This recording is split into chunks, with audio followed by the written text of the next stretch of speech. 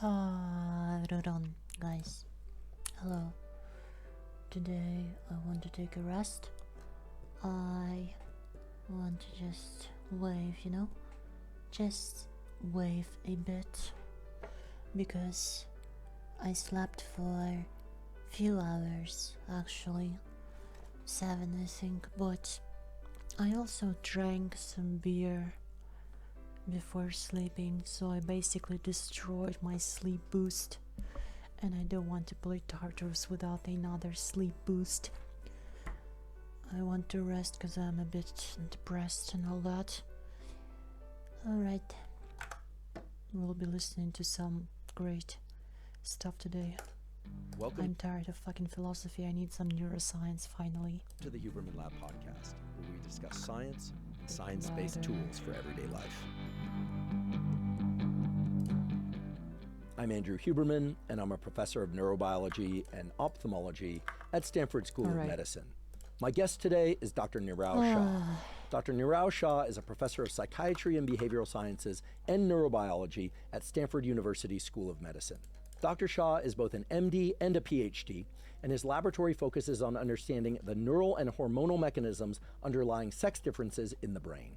During today's episode, we discuss what is known about male and female differences in brain structure and function, and how those differences arise across development, both in utero and postnatally, that is, during puberty and into adulthood.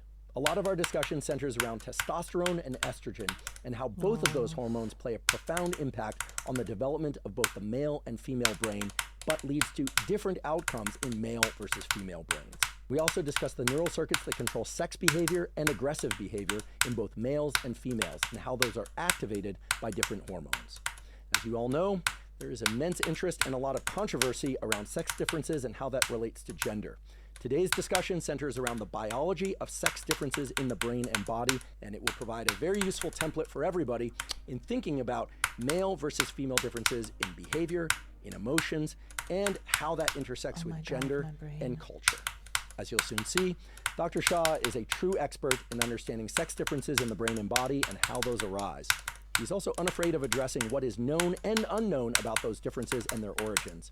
And he embraces that sex differences are one of the most impactful aspects of human biology and health. So by the end of today's episode, you will indeed have the most up-to-date information on this important topic. Before we begin, I'd like to emphasize that this podcast is separate from my teaching and research roles at Stanford. It is, however, part of my desire and effort to bring zero cost to consumer information about science and science-related tools to the general public. In keeping with that theme, today's episode does include sponsors. And now for my discussion with Dr. Nirav Shah. Dr. Nirav Shah, welcome. Thank you, Andrew. Pleasure to be here. You work on one of the most interesting topics in the entire I'm world, not smart which enough, is sex you know. differences in the brain and the impact of hormones on the brain, on behavior. Let's start with a very straightforward question. Are there male-female differences in terms of brain structure and function? Yes. Let me qualify that. So we work on the mouse brain, and we and others have identified lots of differences in structure and connections and numbers of neurons, numbers of cells in the brain, and also my own lab is focused on identifying differences in gene expression between females and males. And there are huge differences. For the topics we're going to discuss today, I know and we're going to lean heavily on mouse data, but I think it's fair to say that because so much of those data rely on the structure and function of the hypothalamus, which you'll educate us on, how conserved is the hypothalamus between mouse and human? I would say anatomically, from an atlas, if you're just looking at atlases of humans and mice, they're very conserved. You can point to regions in the mouse brain, the ventromedial hypothalamus, for example, the VMH, which we might talk about, controls aggression and other behaviors, female sexual behavior. You can say, this is the VMH in the mouse. Oh my God. And you can basically pinpoint the same region in the human brain. And it's turning out to be clinically relevant as well in humans. You can do the same thing for the preoptic area, which controls maternal behaviors, preoptic male sexual behavior. And we can identify the same region in the human brain as well. So anatomically, there are very similar analogs in the human hypothalamus. Can't believe it. And this region is conserved because it controls, as you pointed out, very fundamental functions. Reproduction, aggression, taking care of young, thirst, temperature. I didn't know. So these tend to be conserved because you don't want to muck with a circuit that's already functioning, and that's essential for survival.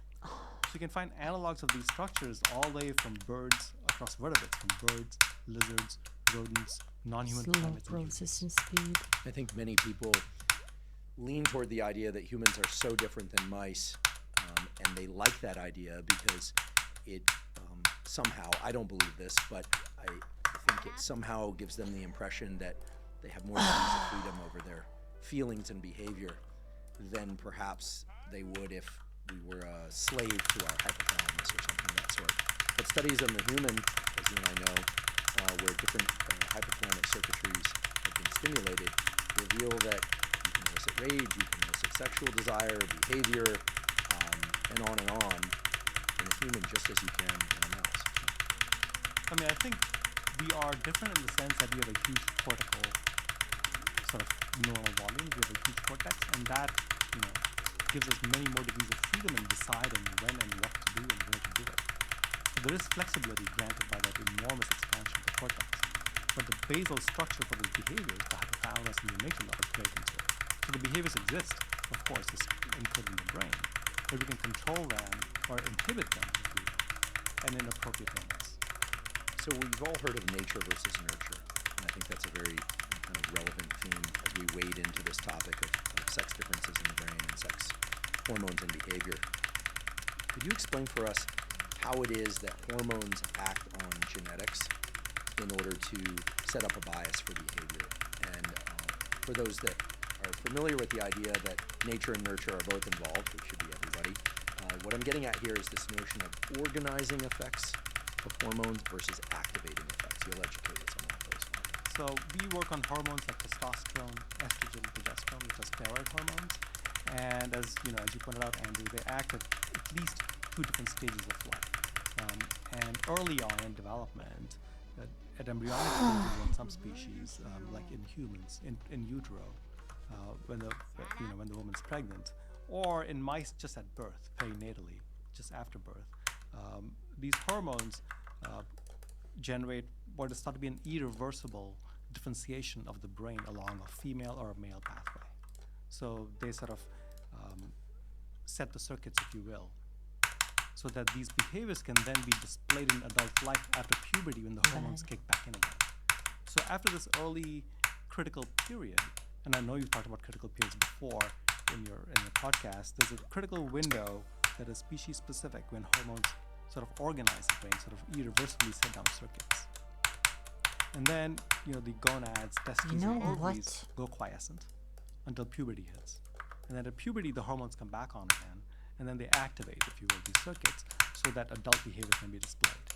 But the circuits were sort of initially laid down at some point in development.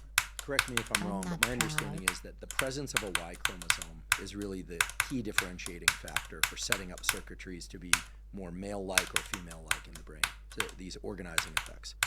Could you explain what's on the Y chromosome? Actually, you should probably remind everybody how chromosomes and genes work very briefly, right? 23 sets of chromosomes, and then we have the sex chromosomes. If you don't mind educating us just on chromosomes, and then how the presence of a Y chromosome is really the key deterministic factor. Not just if you get a male or a female as it's on a birth certificate, but the whole kit and caboodle in terms of brain structure and function as well as genitalia. Sure. So as you pointed out, there are 23 sets of chromosomes, and there's a set of chromosomes called autosomes, which are identical between males and females, and they're completely conserved. They're the same. And then females have a set of chromosomes, the sex chromosomes, referred to as X chromosome and Y chromosome. And the females have two X chromosomes, X and X. And males have an X chromosome and a Y chromosome. Those are the sex chromosomes. Those are the sex chromosomes. So males have XY, females have XX. Okay. And the Y chromosome is very special in the sense that it has on the chromosomes, it's a gene called SRY, sex determining region on the Y, SRY gene. And this gene essentially dictates whether or not the embryo will have testes or not. Oh, no. And then if the embryo has testes, then it'll make testosterone and masculinize. I want our brain to only make estrogen. I hate testosterone. Both genitalia and the brain and the rest of the body. In utero. In utero. Okay, so just to step back for people that aren't so familiar with how chromosomes and genes work upstream of hormones. So what you're telling us is 22 sets of autosomes, then we have the sex chromosomes. In females, it's XX. In males, it's XY. On the Y chromosome, there's this SRY gene. There's a single gene, SRY. And that the presence of that gene means that there will be RNA and then protein made. That's correct. And some of those proteins will cause the development of the testes. And then the testes will secrete testosterone in utero and shape the brain for its potential to be male when puberty happens later on. Yes. Let me qualify that. Okay. So SRY is a transcription factor, which means it is a gene that encodes a protein from RNA, gets transcribed into RNA, and then RNA gets made into protein. And the protein's a transcription factor, the SRY protein.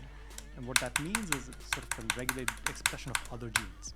So it can sort of switch on or silence suites of genes that take the bipotential gonad. So the gonad, before it becomes testes or ovaries, is a bipotential gonad. It can go either way. At what stage of embryonic development in human is the gonad bipotential? It could become male or female.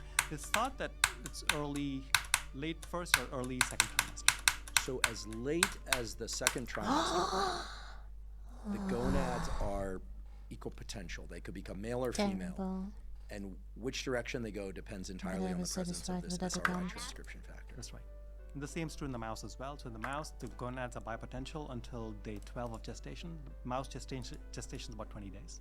So does this mean that prior to the beginning of the second trimester, because the SRY transcription factor isn't active yet, that the brain of the fetus is essentially identical between males and females? That's the thinking, yes. Yeah. And that same is true in the mouse. In fact, in the mouse, which is our model organism in the laboratory, the brain is thought to be bipotential right almost until birth. Really? You can do this. So, and I'm sure we'll get into this, but the organizing effect of testosterone, as we sort of talked about, can in fact be detected even as late as after birth in the mouse. So you can take a female mouse and birth and give it testosterone, and you can masternize her behaviors down the road. But she doesn't have testes. That's right. God. So the simple act of giving testosterone will do that. So that's the organizing action of testosterone, irreversible differentiation of a bipotential brain along a male pathway of testosterone. Okay, but in humans, as early as the second trimester beginning, the SRY transcription factor kicks on. My understanding, based on my training from some years ago, hopefully this is still true, you'll correct me if it's not, is that some of the genes downstream of SRY start to suppress the Mullerian ducts, the fallopian tubes, and instead you get testes and the vas deferens and basically all the structure for delivering sperm out of the penis for copulation later in life. So SRY sort of takes the gonad, makes it into the testes. The testes secretes at least two hormones that we know about that are very important for sex differentiation. One is testosterone, which people have heard about, and the other is an anti-Mullerian hormone. And this hormone from the testes sort of suppresses differentiation of the uterus and the vaginal tract, and the fallopian tubes in the ovaries, right? So you get testes that suppresses female gonadal development, genitalia development.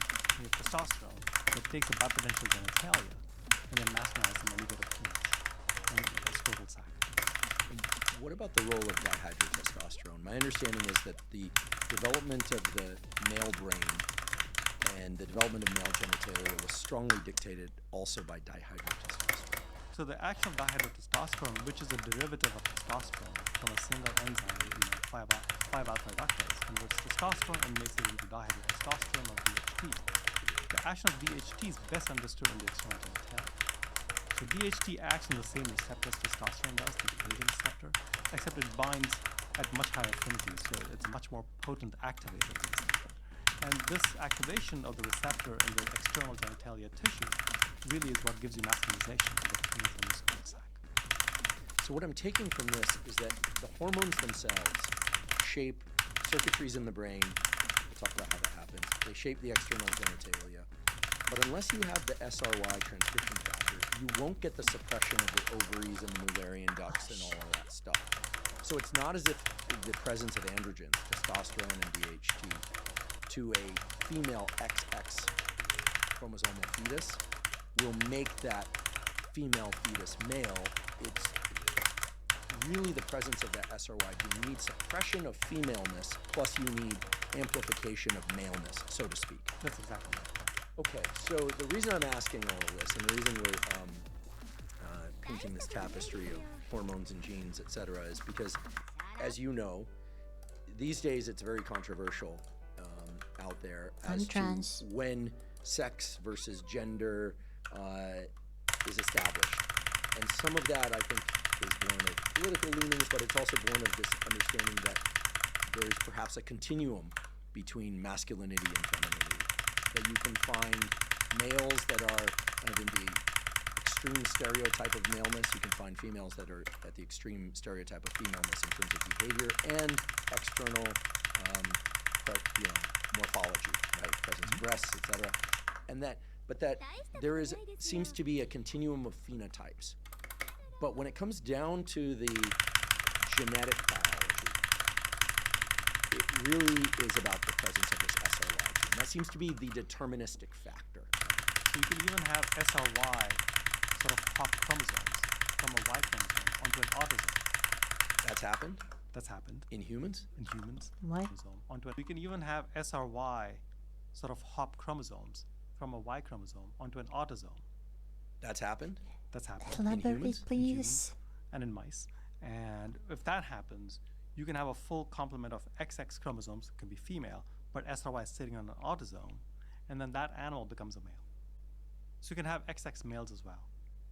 So it's not the Y chromosome per se. It's the gene, SRY. So one gene, One gene. SRY, determines maleness or femaleness. That's right. And if you take away SRY, if you mutate it, for example, genetically with experiments in the mouse or naturally occurring mutations in humans, SRY, loss of function of SRY, you will have XY females. Wow.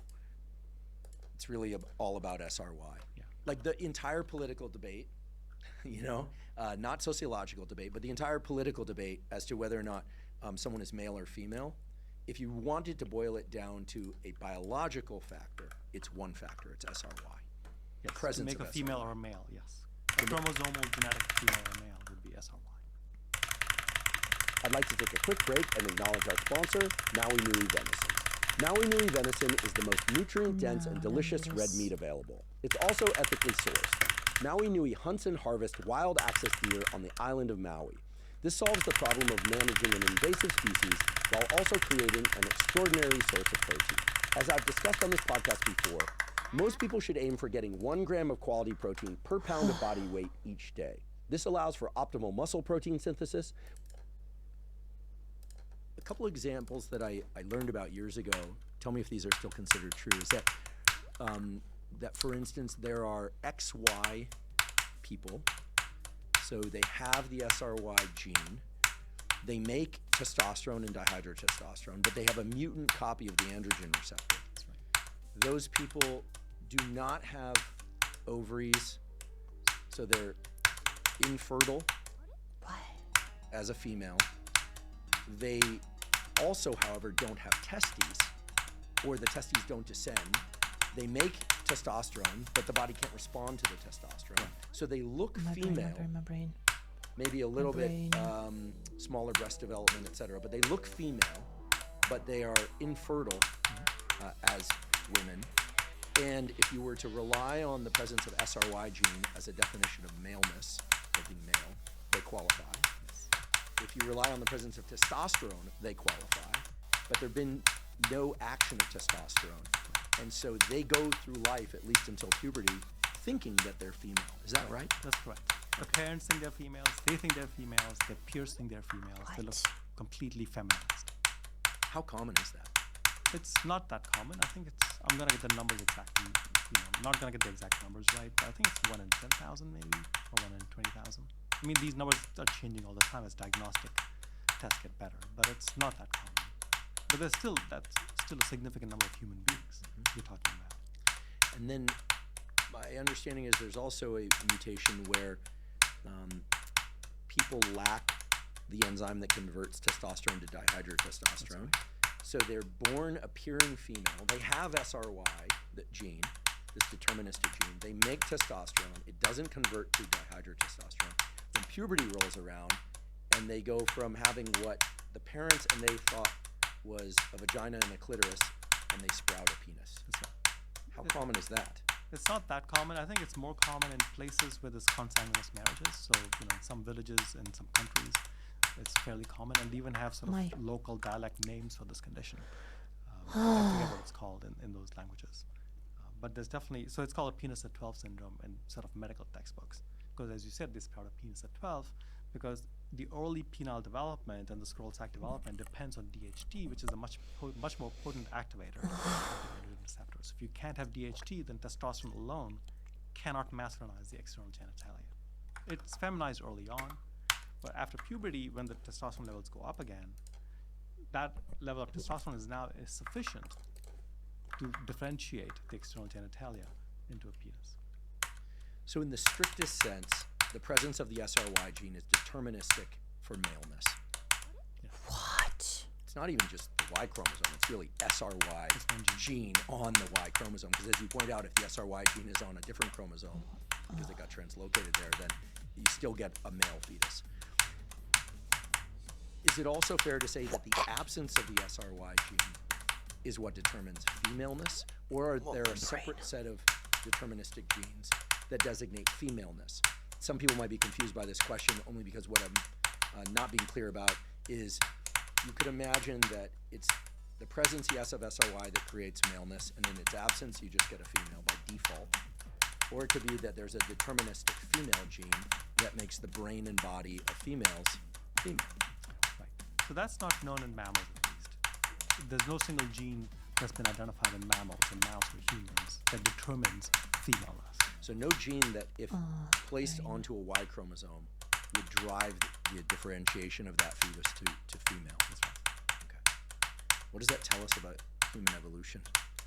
I don't know what it says about evolution. It says that there's a genetically programmed pathway that in the fetus, in the absence of SRY, will give you a female body and a brain. Right? So that pathway, the genetic program exists, and that SRY sort of tamps it down and boosts maleness. Okay, I want to get back to sex differentiation and behavior in a moment, but I want you to tell me if the news report from a few years ago that California condors can reproduce from two females, is that true? I've not seen that report. I don't know. Okay. Years ago, when I was at Berkeley, there was a graduate student in our program who was studying a species of moles that live in Tilden Park.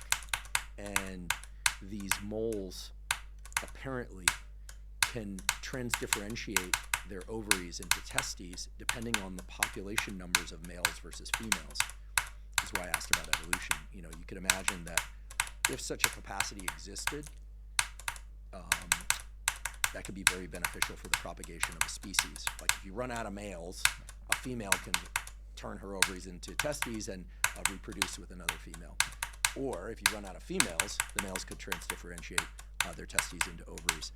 This sort of alludes to the idea that this business of X chromosomes and Y chromosomes and genes on Y chromosomes, in theory, if we were to zoom out from human existence, you know, we're at one point in human existence, you could imagine that there was a kind of a larger control over this so that our numbers never run out.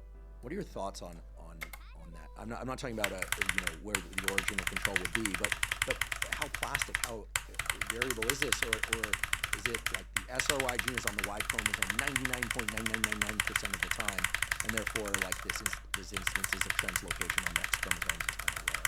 It is rare. So let me point out that SRY is not even determining sex across all birds. Okay, so it's not as if birds have an SRY. You know, most genes, as you know, most genes are conserved with birds. Humans, you know, the way you get the axis of the animal development from front to back, ox genes controlled by ox genes, is very conserved from birds to humans. And there's a similar set of genes even in flies.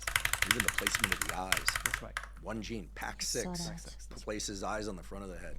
So, but SRY is sort of special. So birds don't have an SRY. Flies don't have an SRY. And in fact, SRY has been evolving very quickly. So many genes you can take from the human genome and put in the mouse, and you can get, mouse mutations rescued.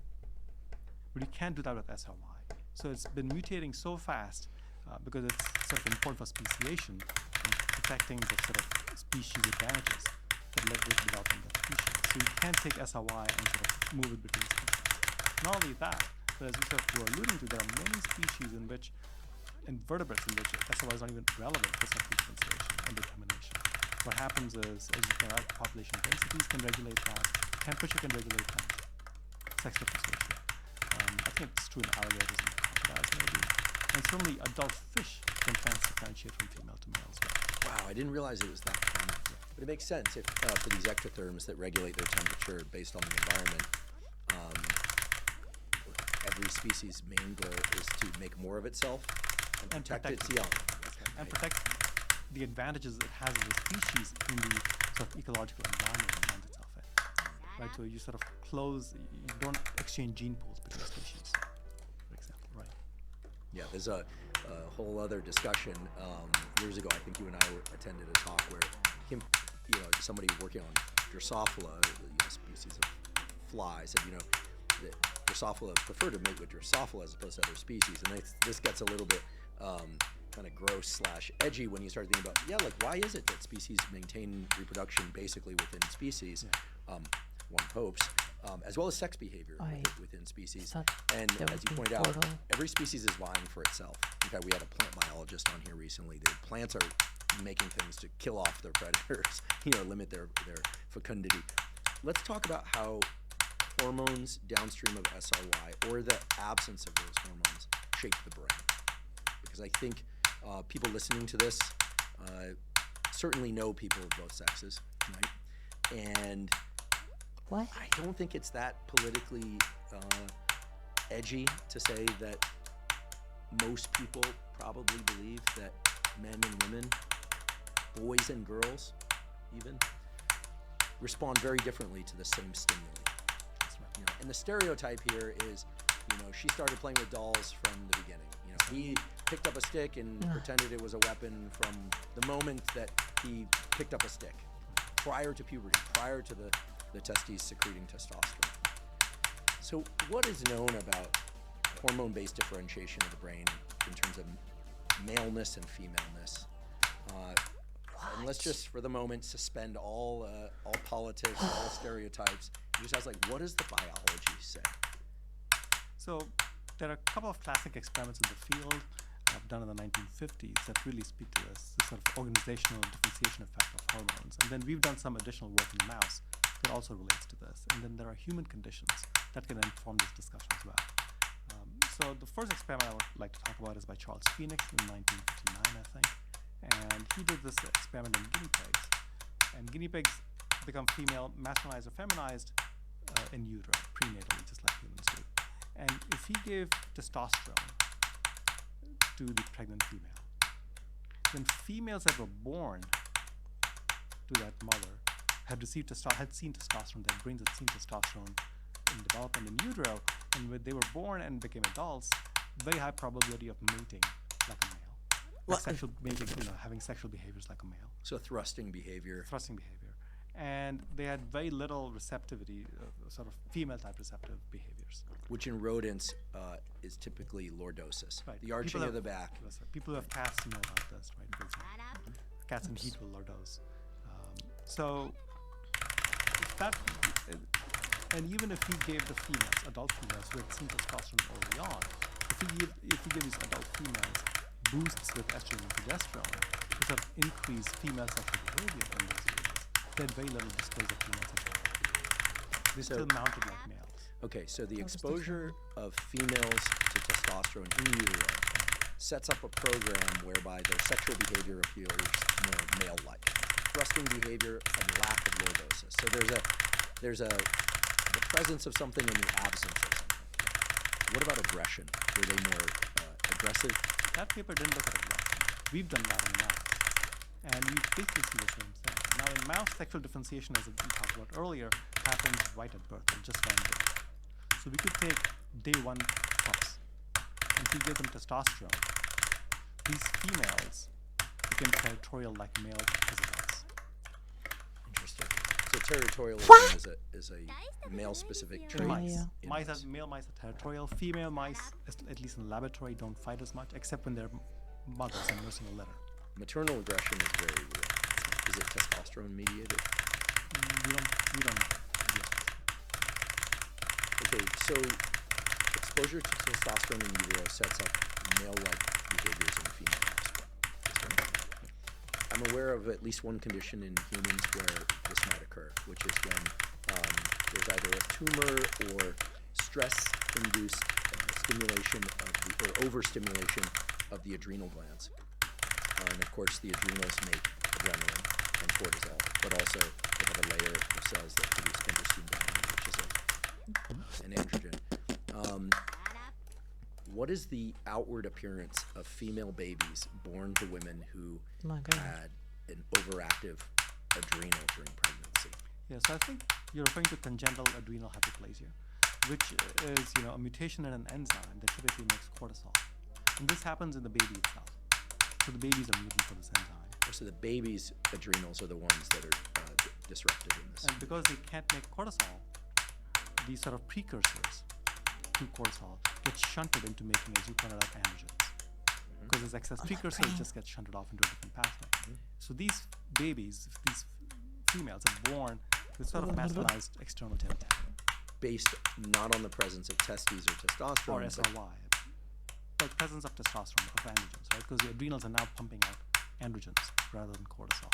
Are the androgens that come from the adrenals the same in terms of they bind the androgen receptor just like testosterone would? So they look like testosterone. Actually, some years ago, androstenedione was the topic of a lot of news stories because of Mark McGuire, the baseball player, was accused of taking androstenedione. I mean, it's not hard to see the differences in his physical size from one season to the next. Whether or not he did that or not, I don't know if it was ever confirmed. I think it was. We can ask him. I don't want to put anything on him that wasn't true, but that's what the news claimed. And you could buy androstenedione in the GNC. But the adrenals make testosterone-like substances in this person that doesn't have the capacity to make enough cortisol. So what does the female offspring look like? She has a sort of masculinized external genitalia. And that can be surgically corrected because now doctors are aware of this condition, so they can surgically sort of correct that, and you can give the baby, when she's born, cortisol, because that's absolutely essential for survival. So she's XX, genetically female. She has no SRY gene. She made too much testosterone in utero, so the clitoris resembles a penis, more or less.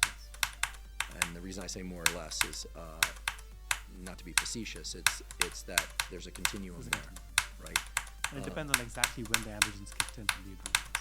So it could be I cannot believe an I made enlarged this clitoris, mistake it could be a small penis, or it could be a normal-sized penis. It just depends on how much androgen. She's and virilized, as we say, right? Virilized. Okay. Does she have facial hair? As a baby, no. Oh, okay. Later?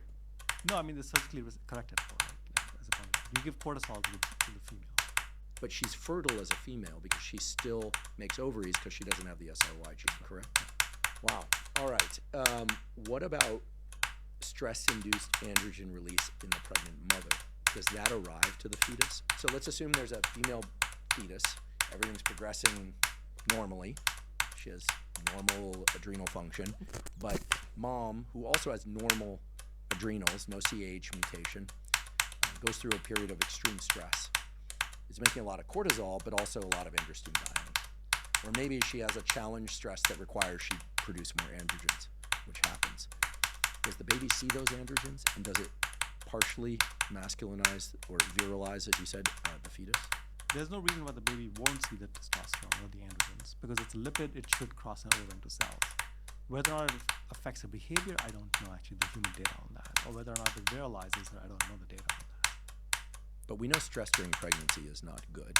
It's not good, yeah. It's associated with higher incidence of schizophrenia and things like that. But we don't know that it's because of stress-induced release of androgens. Is that right? Okay. He's out on the floor. I think it's just an important thing to distinguish because if people will hear, oh goodness, I had a stressful second trimester or something of that sort. To step back for a moment before going into more of these kind of naturally occurring experiments. I don't know if that's the proper way to think of it, but they're naturally occurring outcomes. How much variation is there in terms of masculine to feminine phenotypes? What? Has anyone ever looked at that? Like, you know, I mean, we sort of present, like, you know, it's a baby girl, it's a girl, it's a boy, right? You know, the gender reveal thing or whatever. You know, on the ultrasound, it's a boy, okay, there's no penis, it's a girl, you know, and there's other markers too, you know, that people have gotten quite good at recognizing male versus female fetus on the basis of a number of different things, but most notably the absence of a penis is generally the driving the conclusion as a female, until chromosomal typing is done. But what is the range in terms of phenotypes? Has anyone ever actually explored that? I think Johns Hopkins had a program to do that back in 50 years ago. And I think back then at least it was just the size of the penis that said this is a boy or not. Or the external genitalia. I don't know what the current criteria are. I'm not a practicing MD. You are an MD though. I am an MD. I don't practice though, yes. So I don't know what the current criteria are, but with karyotyping, you can easily tell.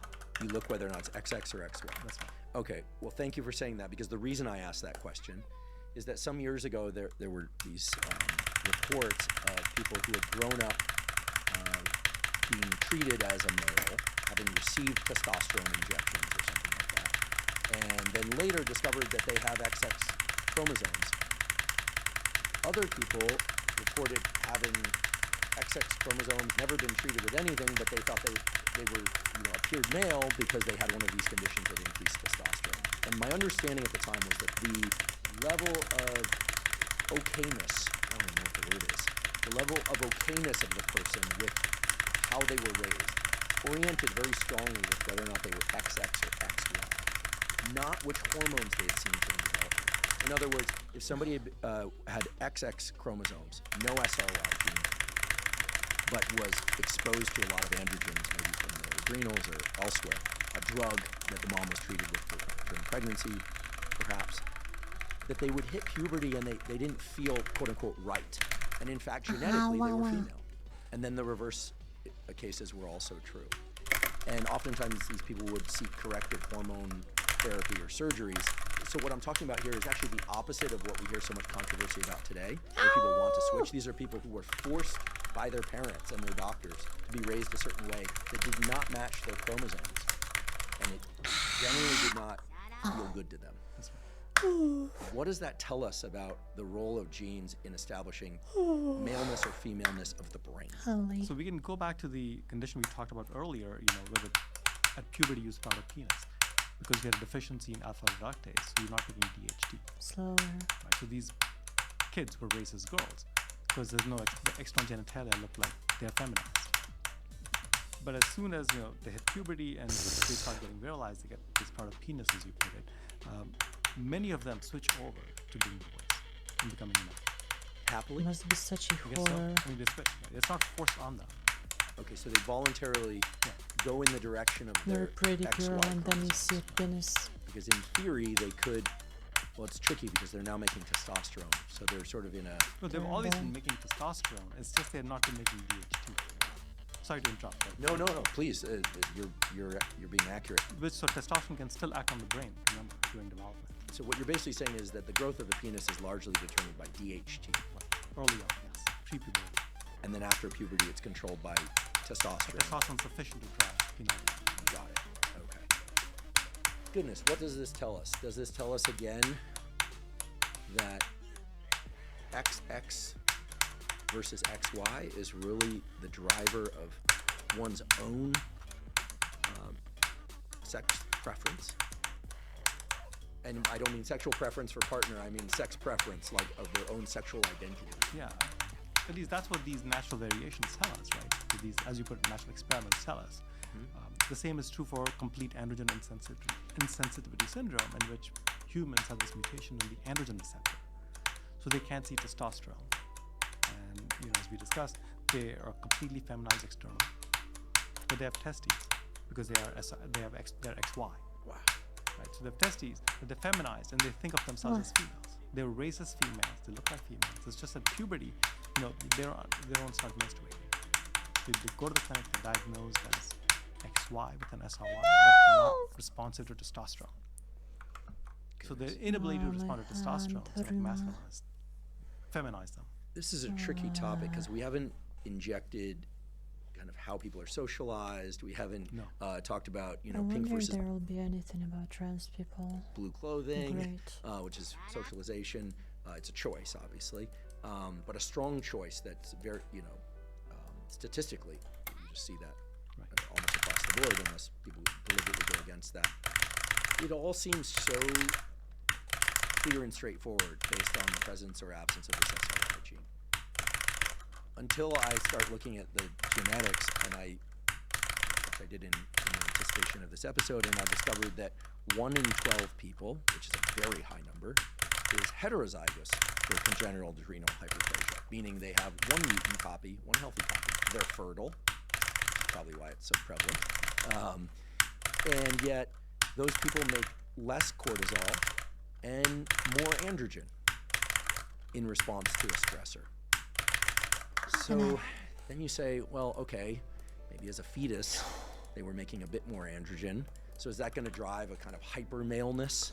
Or is it going to, in an XY baby, and it's maybe going to drive a little bit more maleness, a little bit less femaleness in an XX baby? I mean, it starts getting really tricky. It is very tricky. What is known is that boys who have congenital adrenal hyperplasia seem to be completely like girls. They're fertile. They're fertile, and the behavior seems changing as well. So it's not as if they're not hyper-masculine. They're not hyper-masculine. At least that's what the kid asks. But of course, we don't know what the measures are. We don't know what the measures are, and we don't know what social cultural exposures they Where had as did I well. die? Having grown up in a very No! conventional home with respect to these things. No! And looking back and comparing to what I see now, it's just so vastly different. And I was born in 1975, so it kind of blows my mind how different things are even in the last 20, 30 years in terms of how boys and girls are socialized. I mean, things were. I remember the first television show coming out in the. When it came out exactly, but All in the Family, where the mother is going to work. This was like a revolutionary thing at the time, right? But it wasn't terribly long ago. Okay, so let's talk about hormones shaping brain structure and function. What are some of the anatomical and or functional differences in brains? Let's stay with the most typical scenario. Why am I already so XY tired? chromosomes makes testosterone, makes DHT, all the receptors are functional, versus XX, no SRY gene, all the stuff, testosterone and estrogen are functional, receptors are functional. The typical pattern. How are the brains of those babies and later adults different? What do we know? Yeah, so there are a lot of cells in the brain that express receptors for testosterone. I wonder how possible this is. Estrogen and progesterone. On So my people have keyboard. looked over the last 40, 50 years to 'Cause see it's how these cells are responding. Corsair. I hate this brand name. I just cannot pronounce it. Corsair. I don't know. To these hormones. And it seems that at least one major theme that emerges is that early on, Means I at least cannot milestone, make really small you microclips. can still see that the brain is bipotential for the first year of life. It looks sort of somewhat neutral. And then if you have testosterone, then in some brain regions, more neurons will survive. And in those regions in the female, those neurons will die.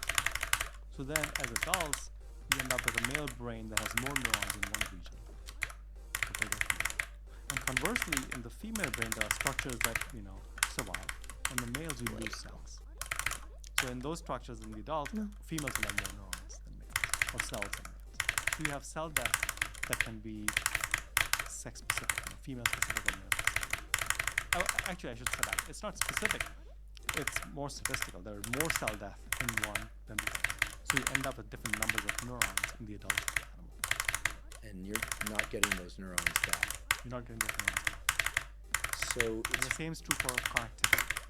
So it's fair to say that as a consequence of genes and hormones in utero, males have certain neurons and circuits that females don't have, and So females far. have certain neurons and circuits that males don't have. And it doesn't matter how much testosterone or estrogen you put into the adult of those people, they're not getting those circuits. Right. In utero, they're the same. But once they've been exposed to testosterone or estrogen, progesterone, you get cell loss in one or the other sex.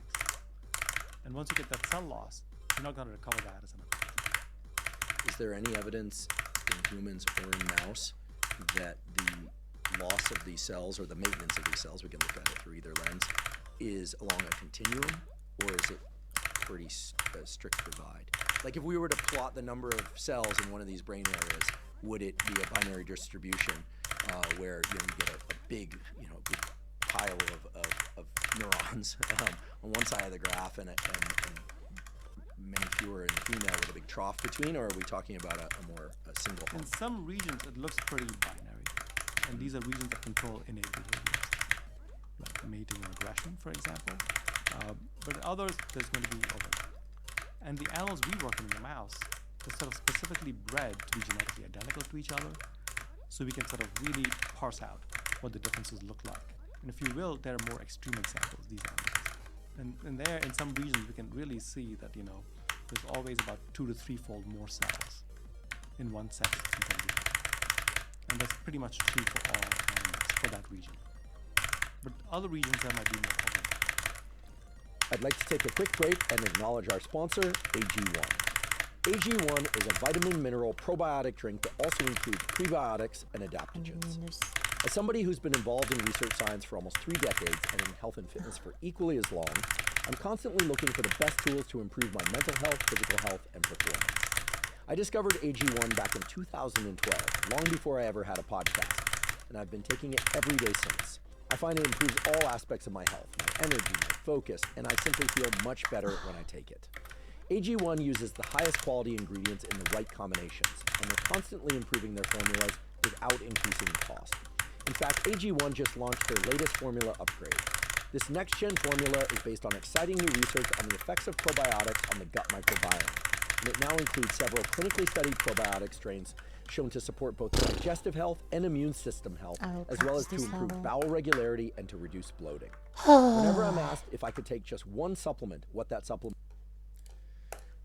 Were there examples of intersex people? Just born of... without any knowledge of chromosomes, without any knowledge of hormones. People intuitively understood hormones, but based on damage to the testes or things like that, right? What would happen? But I think you get the idea. But were there examples that were cultures where it was kind of understood that this was along a continuum? Because everything you're describing makes it sound pretty darn binary. And again, this isn't a political discussion, it's a biological discussion. SRY, yes or no? Yes. That seems to be pretty much what it's about. Yeah, but there are cultures, we mentioned about these consanguineous marriages where people, would have kids, where they would look feminized early on because they have a deficiency in 5-alpha-reductase, no DHT production, and then at 12, they would become, masculinized, they would start a penis. But never in the other direction. No. Males converting to female. Yeah.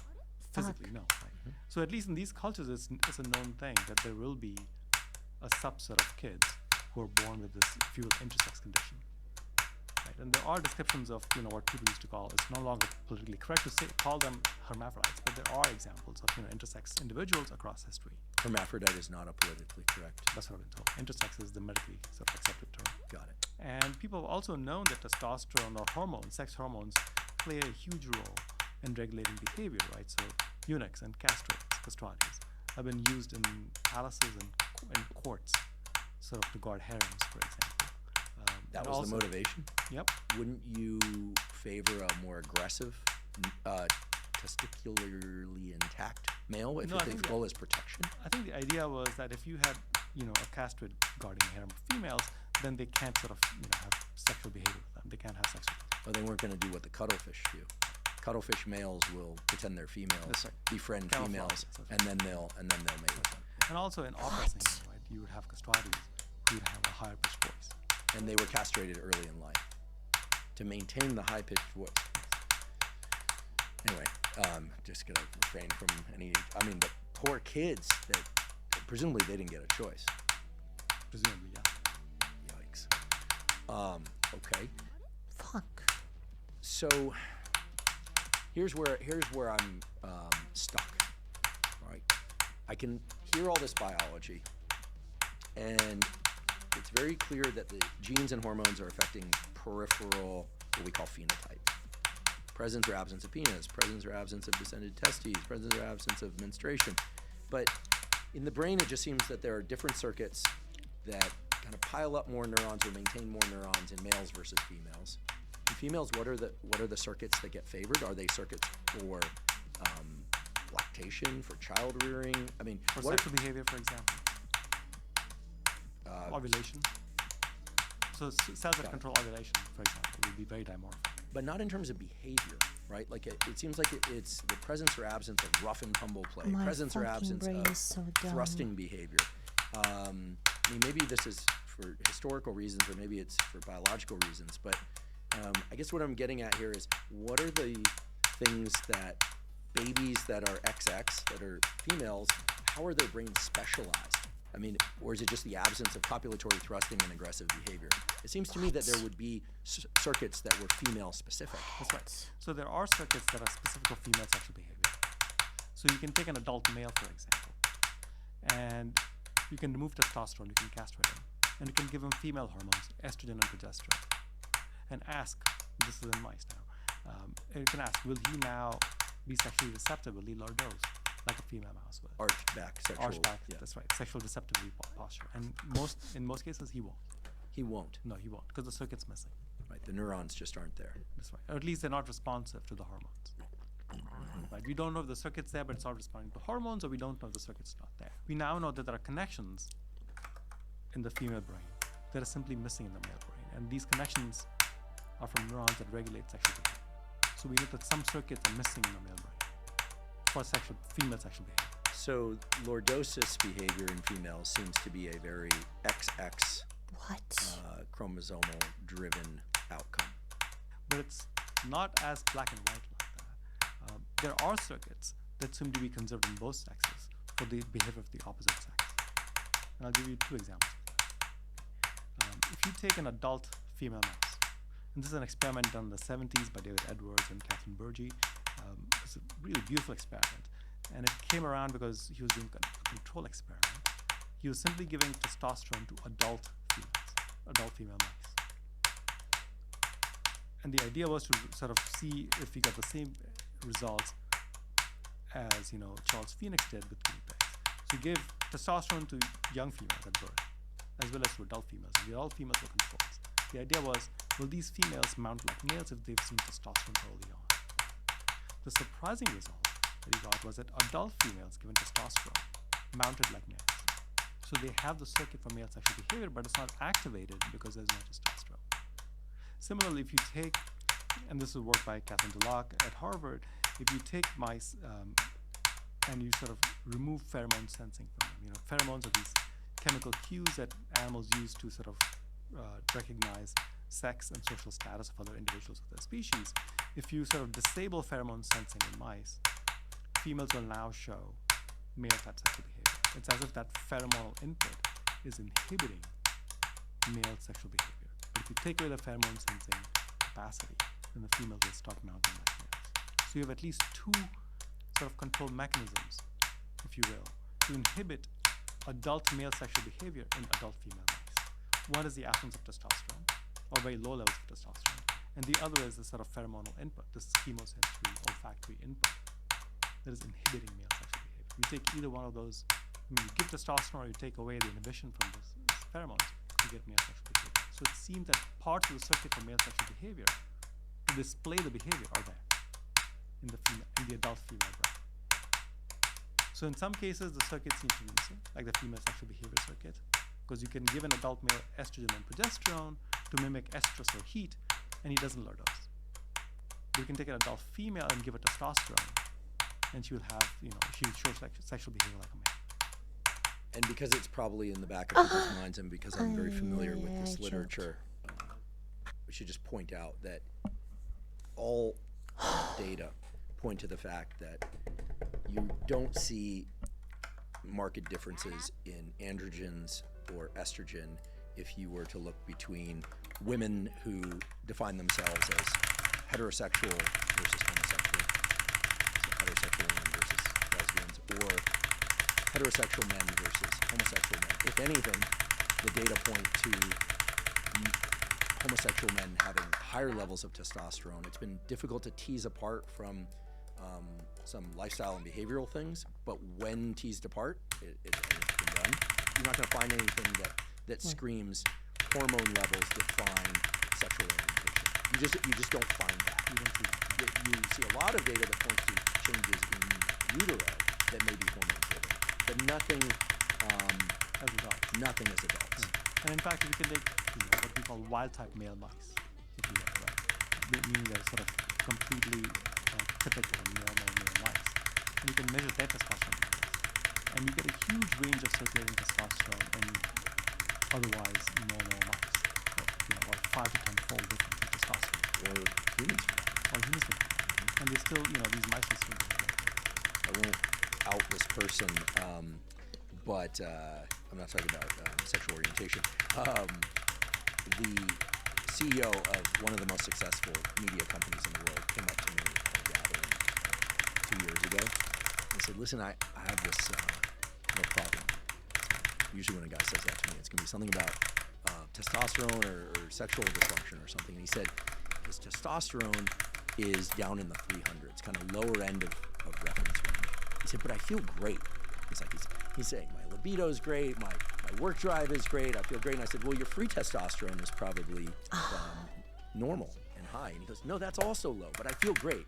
Should I take testosterone? And I said, listen, I'm not an endocrinologist, but my advice would be no. Right? So, and I point this out, I think he's probably in his late 50s, early 60s. And what he was revealing was unique among the questions I typically get around testosterone. But I think it points to the fact that, who knows, maybe he has a higher than normal receptor density that can make use of those levels of testosterone. I mean, there's so many ways in which hormone levels can play out in one direction or another or something. I think it's worth people knowing that. I have so many questions, but this feels like thorny territory. And I've learned when doing this podcast, whenever something feels like thorny territory, that to go right into it. These days we hear a lot, endlessly it seems, about the debate as to whether or not sex differentiation and gender are biologically determined or are more mutable than that. We're certainly not going to resolve that question here, certainly not for everybody. I'm sure you have your stance and I have mine. But how is it that we bring together our understanding of sex differentiation versus this gender word, right? It seems to me that in a lot of talks you've given, you use the word gender. I know because I've listened to those talks. I'll reveal it now. We've been friends for a long time. And you'll sometimes say sex and you'll sometimes say gender. And I understand that sex is a confusing word because the moment they hear it, they think of the verb sex. How do we think about sex versus gender when it comes to understanding brain and just brain? Let's just stay with that, not even body. Because clearly the data in mice and humans point to the fact that the administration of hormones can change the body. It can shift things in one direction or the other. Given at the right time. Given at the right time, and we can talk about that. But what about the brain piece?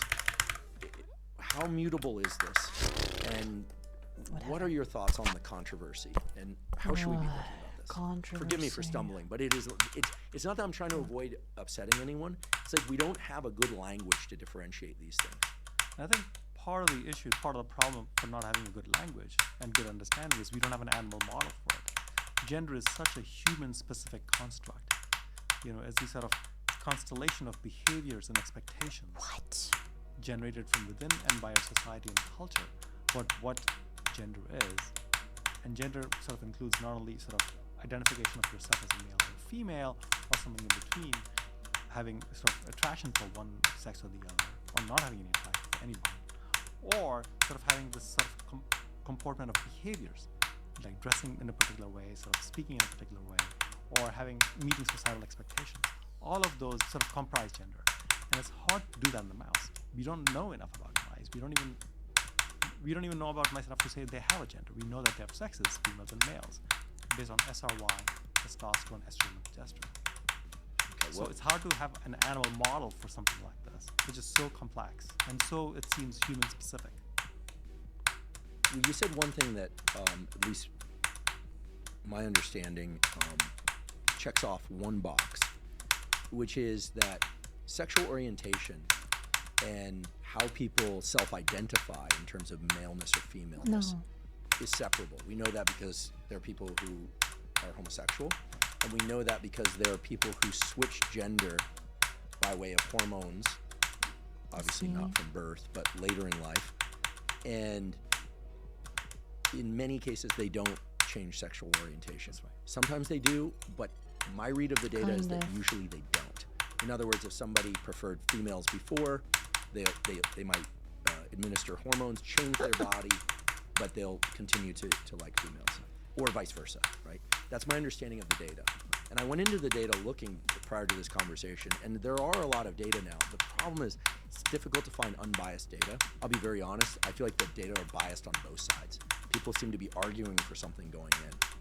Okay, so sexual orientation and how people self-identify, we know is separable.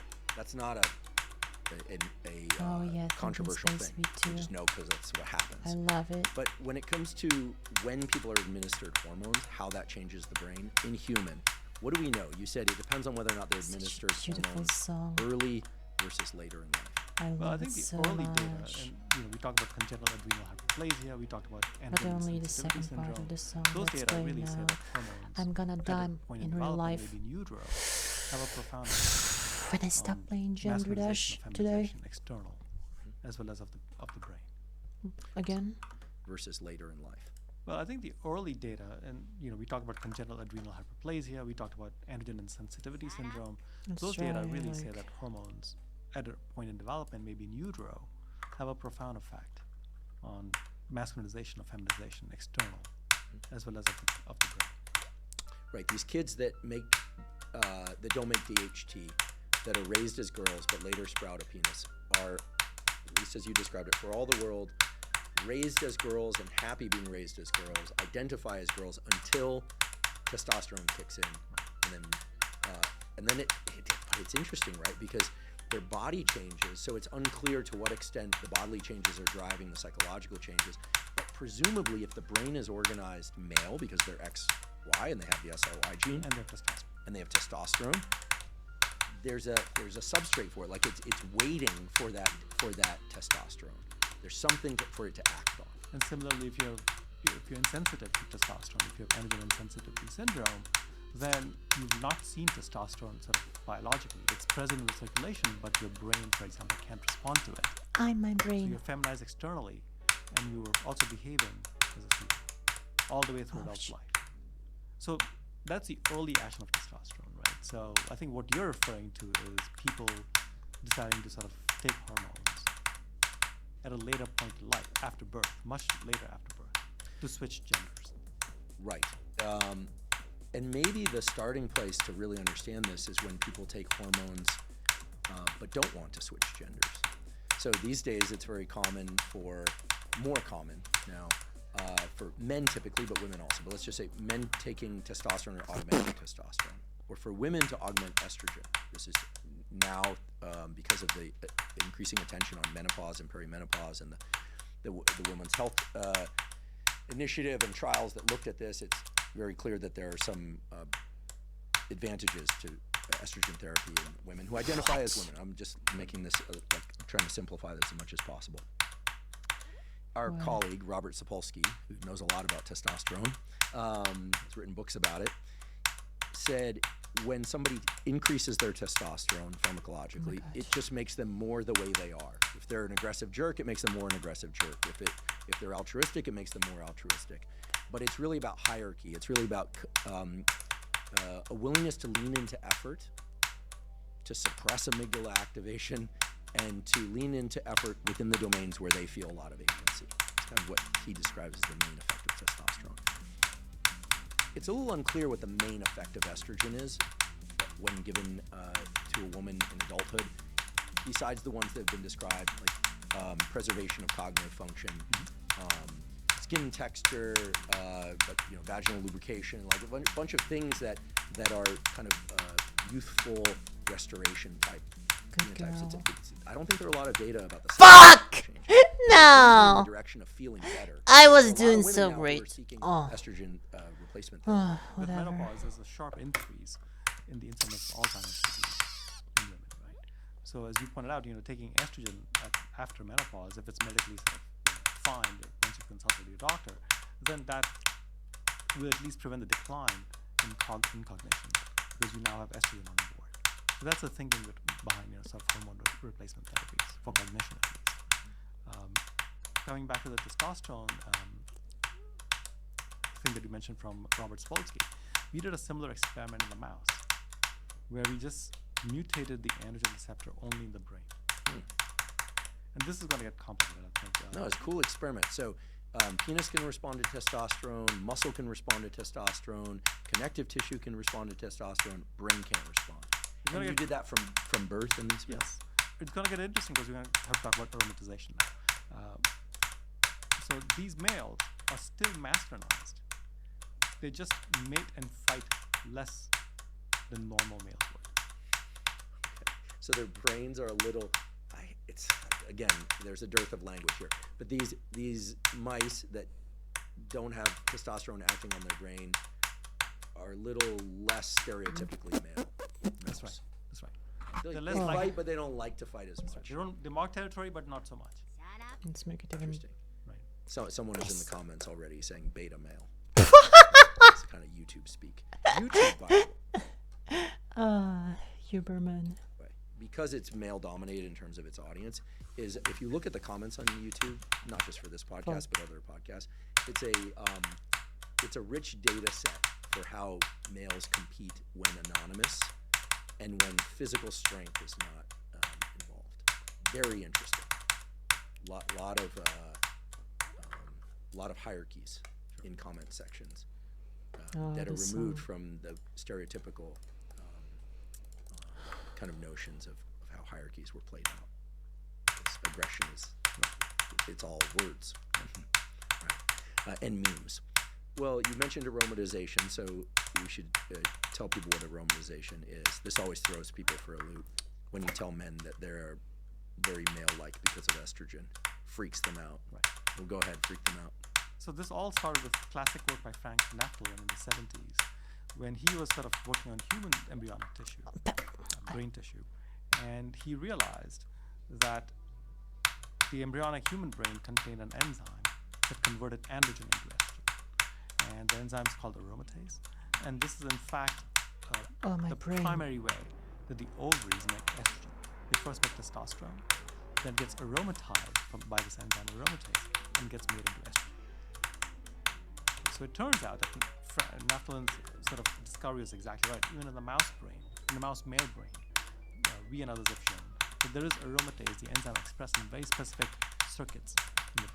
Can I just stop you? You mentioned this early experiment by this gentleman. Yeah. It was done on human brain tissue. My God. And rats and others. Yes. It's a very important point. I think she will appreciate hearing this, but a long while ago, I mentioned this thing about aromatization of testosterone to estrogen is really what masculinizes the male brain. And a very prominent author in the testosterone space, a female author, wrote to me and said, it's just mice. But she's very scholarly, and I think she'll appreciate hearing that the original data come from human. No, stop. Thank you. So it's not just mice. Yet another way that we're conserved. To be fair, though, I think the idea that what she might have been referring to is that aromatization in the human brain may not be playing as dominant a role in masculinizing the brain as it does in rodents and other animals. So Okay. that, we can't really speak to that because we can't do those experiments. Oh my. But if you have a male mouse lacking aromatase, so he can't make estrogen, then, his behaviors won't be masculinized. He appears more female. Not appears, behaves more. Doesn't behave like a male. Because he's not converting testosterone into estrogen. And this happens very early at birth in mice. So testosterone gets made by the testes, gets in the brain, gets converted into estrogen. And then, as we talked about earlier, there are some cells that die or survive, depending on the sex. And this conversion of testosterone into estrogen enables specific sets of cells in the male brain to survive. This is probably a good place for us to inform people that these steroid hormones, testosterone and estrogen, are very interesting because they can have immediate effects and they can also change gene expression. This is a good opportunity for you to teach us some cell biology. So is it by virtue of the fact that they're lipid soluble, they can go all the way into the nucleus of a cell? I mean, you know, this is very different than like dopamine, right? Dopamine can impact cells. You know, don't do this, folks, but you know, if you were to take methamphetamine or something, your brain would go very dopaminergic very fast. But it's not going to change gene expression in the short term. I could have read Maybe that. in the long term, but not in the short term. But testosterone administration, estrogen administration, is literally changing the genes that are expressed in the cells that we grow. How does that work? I mean, what's going on? What are they actually controlling? So the receptors for these hormones, testosterone, estrogen, progesterone, they sit in the cytoplasm of cells, not in the nucleus. And as you pointed out, these are steroid hormones or lipids. They can cross cell boundaries, cell membranes. And once they bind to the receptor, the receptor bound to the hormone is translocated into the nucleus, where it finds stretches of DNA that it recognizes. It sort of sits on them and binds them, and then changes or regulates gene expression of what we call target genes. And that's how you get gene expression changes by these hormones. So this is why whenever I hear like the Sapolsky argument, which I totally agree with, that you give someone testosterone and they become a lot more like themselves. They don't. If they're a nice person, they become that much nicer. If they're aggressive, they become that much more aggressive. But those are short-term studies. Okay, so we don't really know how the administration of hormones, testosterone or estrogen, to a self-declared male or female, or XY, XX, doesn't matter. You know what? The point is that we don't know how the long-term administration of these hormones literally change the genes and therefore the thought patterns and behaviors and feelings of these people. So you're basically changing the molecular fingerprints of specific sets No, of this cells is not it. with hormones. A big debate these days is whether or not people, not if it. they seek to change their gender identity, whether or not they're in a position to make that decision because they're a minor, right? Minors are not legally allowed to make all sorts of decisions, like vote, drive a car, all sorts of things. Work in this country anyway, work a job. I think you have to be 14. I don't know what it is now. But it's an interesting biological question when you just say, okay, forgetting all of that and just asking, okay, what is the condition of a 10-year-old brain versus a 14-year-old brain that's entering puberty versus a 16-year-old brain that's still transitioning through puberty, maybe in late phases of puberty, versus 25, which is when we know brain development is more or less coming to a close, although brain development continues forever. I mean, how is anyone going to eventually come to an agreement one way or the other on this? Is there real biology that we can look at in mice or in humans and say, like, okay, here's the dynamic tension. The dynamic tension out there is there are people saying they're kids that are too young to know what they are, let alone choose what they want to be.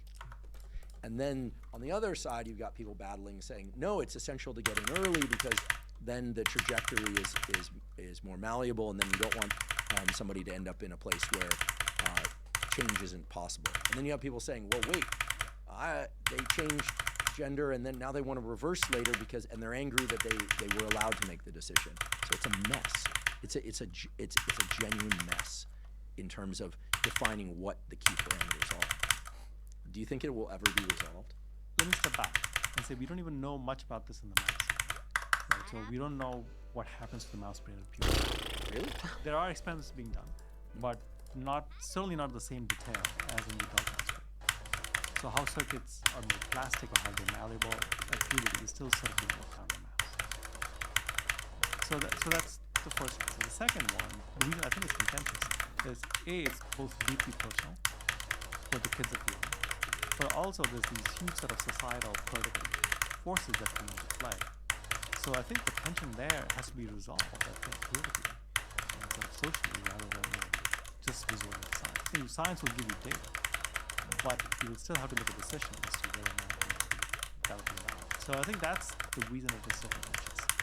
The data's not there in terms of using mouse or the animal models, or it's coming out slowly, and socially and politically very volatile because it's not clear how you sort of have kids' rights, parental rights, societal expectations intersect and give a result that's satisfactory. I'm not saying I'm pro one or against the other. I'm just saying that's why it's so contentious. Today is a biological discussion because that's what we can say things about for sure. Right? You can talk about biology for sure. The other pieces are, they're even prone to tripwires related to language, and that for biologists is no fun. And the whole reason to become a biologist as opposed to a psychologist is because while I have tremendous respect for the field, biologists have nomenclature committees. We agree. This is because you could make this argument about anything. Again, by way of example, I mean, you say, oh, the SRY gene is the SRY gene. But what if it's just 2 amino acids different? It's still functional. Is it still the SRY gene? Well, there are nomenclature committees where people decide yes or no. You have a community agreement in order to go forward. And you don't have that in terms of the discussion around gender. But you have it around the discussion of sex. And circuits. So let's talk about circuits for sex. Let's start there. Let's start with a recent discovery your laboratory made, which is about sexual behavior in males and the frequency of sexual behavior. Most everyone who has gone through sex education in one form or another understands that males have a refractory period after ejaculation in which they don't mate again, and in some cases can't mate again. What did you discover about the neural circuits responsible for mating and the refractory period? Yeah, so this is in the mouse, and we were working on male mice, and we sort of hit upon these neurons. We identified these neurons using genetics that express a specific set of genes in the hypothalamus. That if we activate them, male mice no longer have a refractory period. And the strain of mouse we're working on has a post-ejaculation refractory period of about 45 minutes. Typically. So he won't make up to 4 days with a female after ejaculation. So if he is presented a female and they mate, he ejaculates, and you remove that female, you give him a new female, he won't mate with her for 4 or 5 days. Correct. He's content or he's not able or whatever. So we sort of switch these cells on with optogenetics. We sort of electrically activate these cells with light, and they lose their effect. They start mating within a second. As soon as the light comes on, the cells start firing, they start mating again, and they can ejaculate. So you reduce the refractory period from 4 to 5 days to 1 second. How long can they keep this up? No pun intended. As long as the light is on, they'll keep it. And you're not talking about light presented to the eyes. You're talking about basically a light-driven way to stimulate the neurons. What are these neurons? What are they called? They're in the hypothalamus. They're in the preoptic area, which is one of the most sexually differentiated areas in the brain across vertebrates. Small brain. And they express the gene tachykinin receptor 1, TACR1. I thought tachykinin is associated with aggression. Social behaviors, depending on the circuit. Right, so flies, it's been shown, David Anderson shown, for example, the TAC1, the tachykinin gene regulates aggression. Maybe In we this will circuit play in the male Dark mouse, for a tiny bit. it regulates sexual behavior. How many neurons? Maybe about 1,200, 1,500 on each side, so about Maybe 2,000, 2,500 cells maybe. total. Who knows? I'd like to take a quick break and acknowledge one of our sponsors, Function. Last year, I became a Function member after searching for the most comprehensive approach to lab testing. Function provides over one. Yeah, we should Because the human we were to functionhealth.com/Huberman to get early access to Function. If we were to scale the size of the preoptic area from the mouse to the human, back of the envelope calculation, how many neurons is this in humans? roughly the same range, because the human hypothalamus hasn't expanded that much. It's the human cortex that's expanded. Yeah, we should remind people of this, or let them know. The hypothalamus in your brain is what, the size of a couple of marbles, sitting above the roof, controlling all of this stuff. So in the mouse, these cells account for, the 3,000 cells account for 1/10,000 of the mouse brain. So take the same number to the human brain, which is 80 billion. So it's really a tiny subset of cells. So a few thousand, maybe 100,000, maybe 10,000. So if stimulation of these cells reduces the refractory period to essentially 0, 1 second. It's not 0 seconds, but and that's with the same female, or you can replace females. They'll just keep mating. Without the light, without the activation, you never ejaculate again. So this tells us that these neurons control the entire circuit down to ejaculation. So, because the words refractory period encompass a bunch of things, right? The difficulty in achieving erection as easily as one did prior to the first meeting. Presumably this bypasses all the dopamine aspect of it. What about prolactin controlling the refractory period? I don't think the data on that is super strong. I think Susanna Lima has done some work, and she doesn't find any sort of relation with prolactin and refractory period. Although in humans, there's a practice of people taking, I forget what I'm not pretending to forget what the drug is. It's cabergoline, which is a dopaminergic agonist which is used to treat hyperprolactinemia, to reduce prolactin. And it seems to be very pro-libido in males and females. People, and I do not recommend this, people take it recreationally. There's actually a slippery slope of this where people will take it in an effort to have more sex, but they can't achieve orgasm. What? And so it drives them crazy, and they're institutionalized. I'm just kidding, they're not institutionalized, but it drives them crazy, and they decide it's not a good choice. So yeah, I mean, I think that's a great point. Let me circle back to the same circuit, and also sort of take you on a tangent. I think people with Parkinson's taking L-dopa, also augmenting dopamine levels because they are giving a precursor to my brain. dopamine, right? And there are reports in the literature saying that there is an increase in hypersexual type behavior. You see this in the case that I heard years ago on the radio was of a woman who was taking L-dopa to treat her Parkinson's, and she became a gambling addict. That's right. So part of the spectrum of the sort of taking L-dopa and Parkinson's is you get these compulsive behaviors coming out, or hypersexual behaviors coming out. And coming back to our circuit, the TACR1, the tachykinin receptor circuit, we also found that activating these cells leads to dopamine release in the nucleus accumbens. Oh, interesting. Which makes sense, but but these neurons themselves are not responsive to dopamine, are they? No, they don't express receptors for dopamine. They project to the ventral tegmental area, which is dopaminergic, which has a lot of dopamine neurons, and they activate these cells, which then release dopamine in the nucleus accumbens. So these cells are like switches. Yes, and they're also, we think, encoding the rewarding aspects of sexual behavior. Tell me more about that. So, people will describe sexual behavior as pleasurable. It is pleasurable. And about 70 years ago, James Olds and Peter Milner in classic studies showed that there were areas in the brain that if you put an electrode in that region and you gave a rat an option to press a lever to deliver electric current into that brain region, many areas were identified by Olds and Milner where the rats would keep pressing the lever to get a hit of the current, if you will. What? And he identified such a sort of rewarding center, or reinforcing center in the hypothalamus of the rat. And he said this must be the pleasure center for sex. He had a piece in the Scientific American. But the identity of these cells wasn't known. As we talked about, the hypothalamus is super complex. It regulates not only mating and aggression and maternal behaviors, it regulates body temperature, thirst, feeding. It regulates many different behaviors. So which cells are sort of encoding rewarding properties of sexual behavior? So these TACR1 cells, if you give mice the opportunity to activate these cells with optogenetics, instead of pressing a lever, they just poke up their nose in a hole. And if they poke their nose in a hole that has the correct hole, they get light stimulation into these neurons. So these mice, once they figure out that this port or hole delivers light and therefore electrical activation of these cells, the TACR1 cells will keep doing that repeatedly.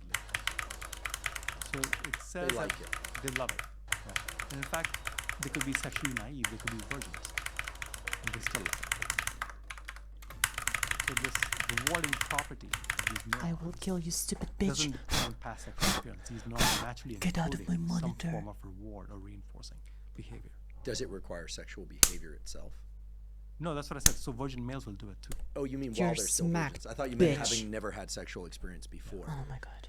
This is important because, as you and I know, Dayu Lin's work from NYU showed that these neurons in the ventromedial hypothalamus, when stimulated, mice will attack another mouse.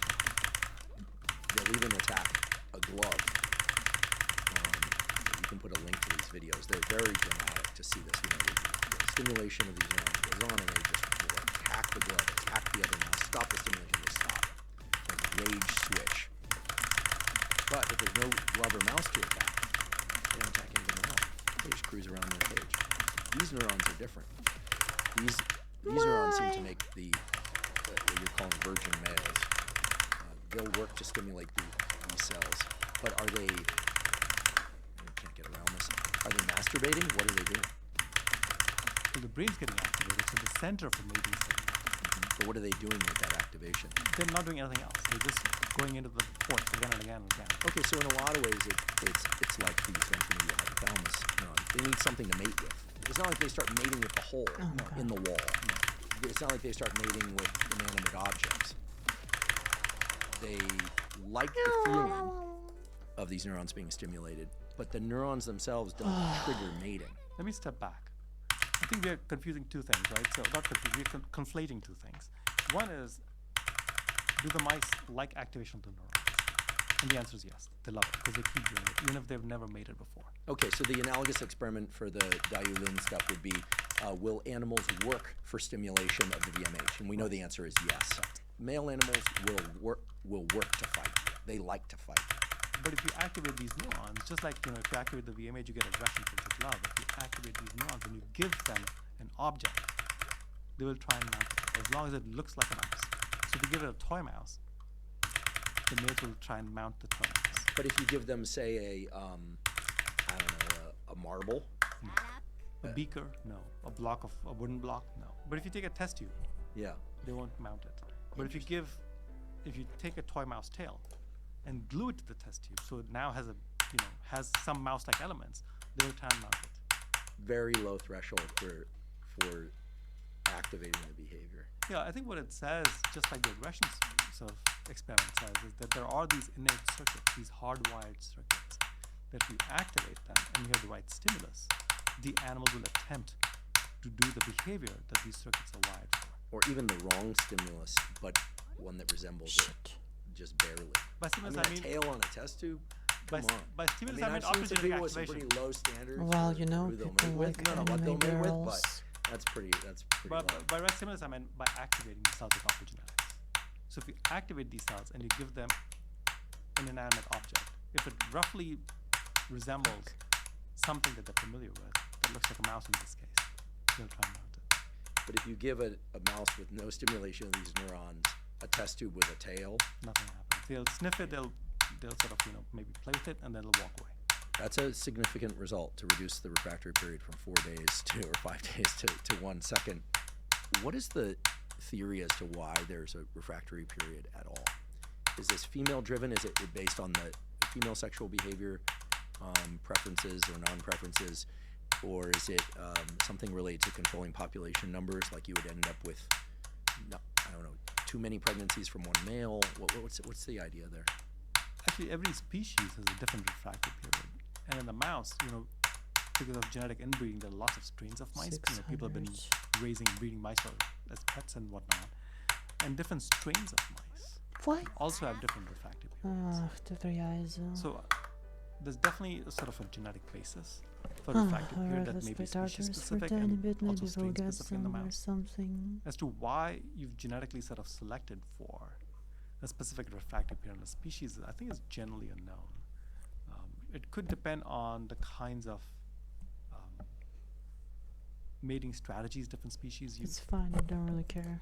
Well, in humans who mate not just to reproduce, but also for pleasure, what is known about the relationship between age and the refractory period duration? Some years ago, I was reading this book, as I did again this weekend, about hormones and behavior. And it's really interesting when you look at the distribution of testosterone levels in males from age, say, 20 up to 90. There's a big range at any given age. And it's not clear that absolute testosterone numbers are that Let's just play. anyway, but Why care? they point in a certain direction. But you also look at sort of copulatory frequency, sex frequency as a function of age. And it's also highly variable. I mean, there are these famous / infamous cases of like Frank Lloyd Wright, who was purportedly having sex up to 4, 5, 6, 7 times a day, and did that well into his 80s, to the point where his wife at one point was really concerned, like, is this okay for his health? And he was also an incredibly productive person in other domains of life. Also, by the way, an incredible procrastinator. Apparently did all his sketches on the cab ride over to the deadline. Like he would he sort of functioned in this kind of thoughtful / impulsive manner, so people say. But he certainly never contested these rumors. And then some people probably just have lower libido. What? Right? But as a function of age, it is the idea that it's all testosterone driven. If testosterone levels drop, then frequency of mating, assuming someone has a partner that they mate with, drops off. Like, what's known about this? As you pointed out, testosterone levels vary all over the place, right? And it's not just, you could have normal levels of testosterone, quote unquote normal levels, and there's already a huge range of normal titers, circulating levels of testosterone. What's happening? But also, you could have different receptor densities in different regions. So it's hard to just take one parameter, testosterone levels, and say that correlates with libido or with the desire to mate in humans. Why sexual behavior changes or the fact behavior changes, I don't think it's generally known. Oh my god. It could be biological, it could be social, it could be many things. I neglected to ask the obvious question, which is, do these neurons also exist in the female brain? Yes, they do. And what are they controlling in the female brain? We don't know yet. But Yi Chao Wei, a postdoctoral fellow in my lab, when he was a graduate student, activated a larger subset of these cells in the preoptic hypothalamus in the females. And they all express estrogen receptor alpha, ESR1. And these females also mated like males. So this sort of harks back to something we talked about earlier. The circuit for male sexual behavior is present in the female brain. And he sort of identified a node First time passing the in the wave. female brain that lets them mate like males. He activates this optogenetic. Whether the TAC-R1 cells that we identified do the same, we don't know yet. We're working on it. So without getting too down in the nitty-gritty of circuit biology, but also getting down into the nitty-gritty of circuit biology, I have to know, so where do these cells connect to? You mentioned that they're in communication with the dopamine system to activate this kind of sense of reward, pleasure, and reinforcement to drive more of the behavior. Where else are these cells projecting? I mean, it's a long way from a couple, from 1,200 neurons to the penis. What's in between? Yeah, so one big area they project to, a really dense projection from the cells, is to the periaqueductal growth. Very involved in pain regulation. And many other sort of innate behavioral displays. Okay. So fight or flight, freezing behavior, and also sort of lordosis behavior. And for folks that aren't familiar with neuroanatomy, the periaqueductal gray sits kind of in the back of the brain, and back-ish of the brain. And I always imagine it kind of like a pizza. It's got these segments. It has these sectors, yeah. Like you activate one brain area, it's involved in suppressing the pain response. You activate another area, it's involved in female lordosis. You activate another area, it's involved in kind of fleeing. You activate another area, it's an approach. So either it hasn't been parsed finely enough, or it's in fact it's kind of like it's almost like a mirror of the hypothalamus further back in the brain. So they project to the PAG, and then from there, and the PAG goes to the brainstem. It's already in the back of the brain, as you pointed out, and then goes further down through multiple connections to the spinal cord. And then it innervates with the bulbar cavernosus or whatever controls the muscles and the thoracic muscles involved in thrusting. It's a program that's a innate program. I mean, most animals have to learn the socialization of mating, dating, and all other things, but they don't have to learn the motor programs. The motor programs are activated during puberty, is that right? Yeah. Some years ago, I recall a paper showing that mounting behavior could be both aggressive or reproductive. What's the story there? Because females do it too. Right. So you're saying by aggressive, you mean like a form of dominance? Yeah, like jujitsu. So it certainly that's what people have certainly said, that it could be a dominance display because males will sometimes mount males. Although once males start fighting and once they've had sexual experience, they tend less often to mount other males. They just go straight to the kill, if you will. And in other species, many non-human primates, sort of animals will just mount each other as sort of a play behavior, or also for giving pleasure. Right? That's a known thing. To mount female, male mounts, they will do it as play behavior in non-human primates. So there are presumably many reasons to engage in that sort of behavior. So it's not always sexual. Yeah, not necessarily. So what other collections of neurons live in this part of our brain that, when activated, give critters, us or otherwise, these kind of supernatural, let's just say extreme functions? Thirst neurons, feeding neurons, right? You can activate specific sets of cells, such as GRP, for example, or other sets of cells.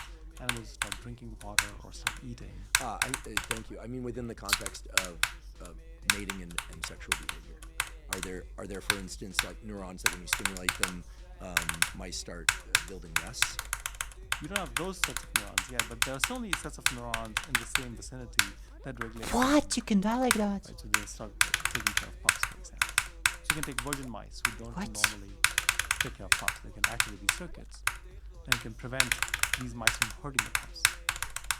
So normally mice will hurt other mice. Pups.